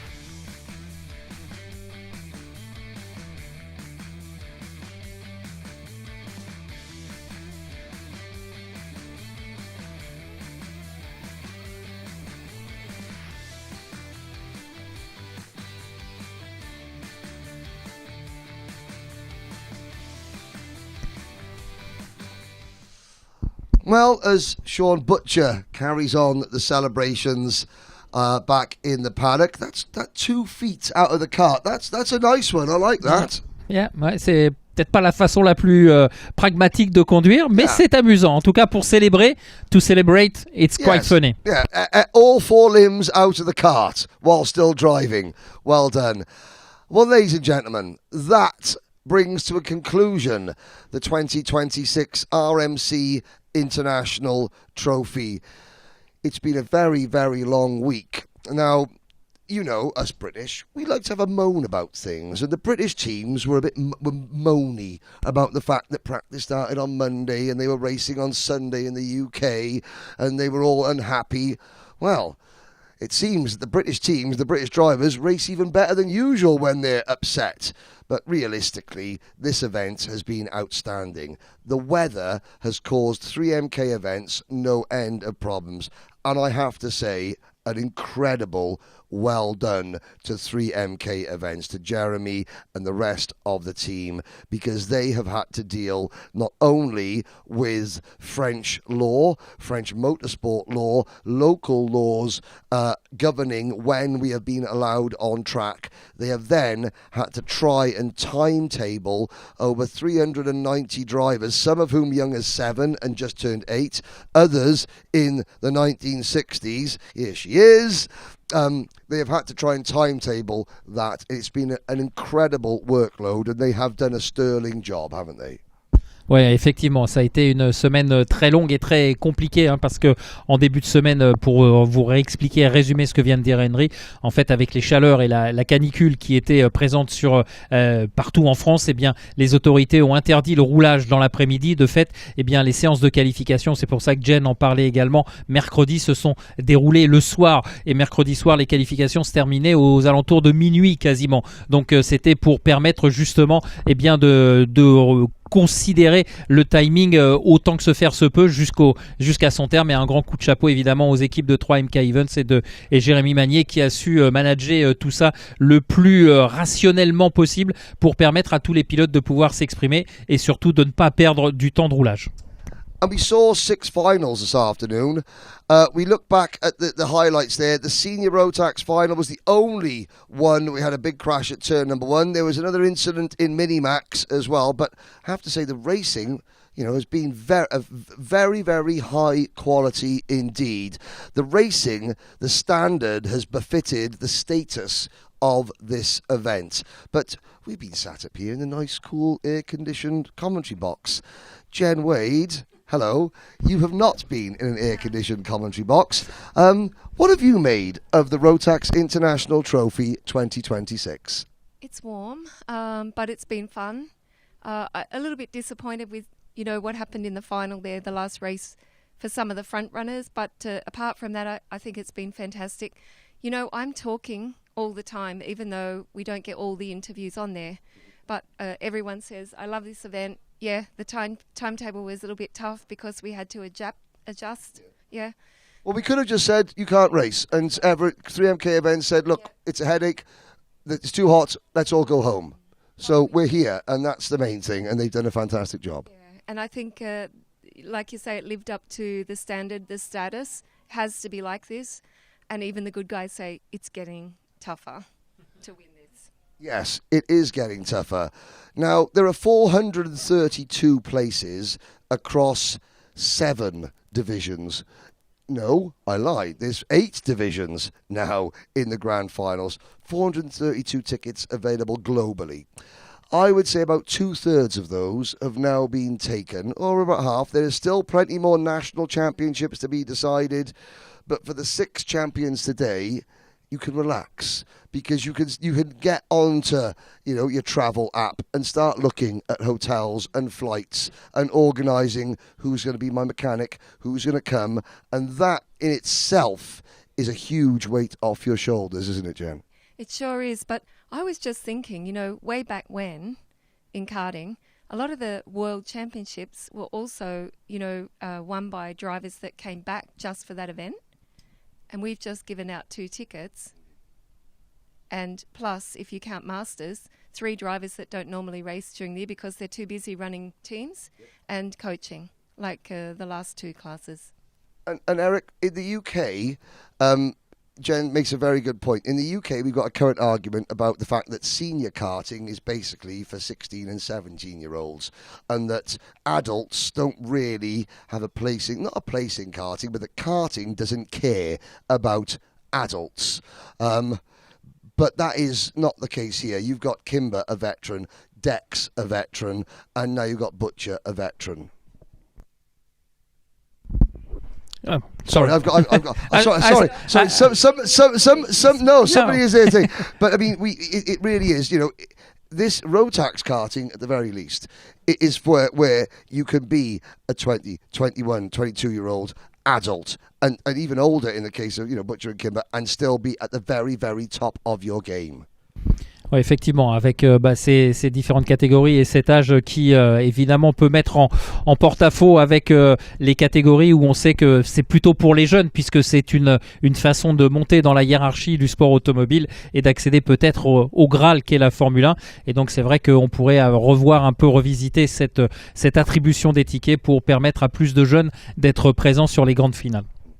Well, ladies and gentlemen, that brings to an end our coverage. So, it just leaves me to say, on behalf of 3MK Events, on behalf of BRP Rotax, on behalf of all the incredible track workers, the medical staff, the teams, the drivers, the families, the timekeepers, all the supporters, this has been a WFR live TV production of the 2026 Rotax Max Challenge International Finals at Le Mans. Like the t-shirt says, Le Mans, where champions are made. See you next time. Au revoir. Bye-bye.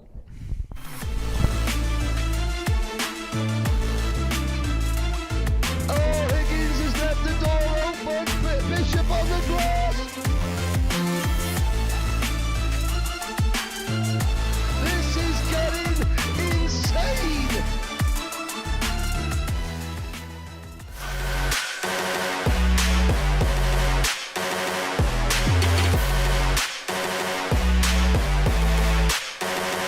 Attention the paddock, attention the paddock. Somebody has lost a set of car keys. So if you have picked up a set of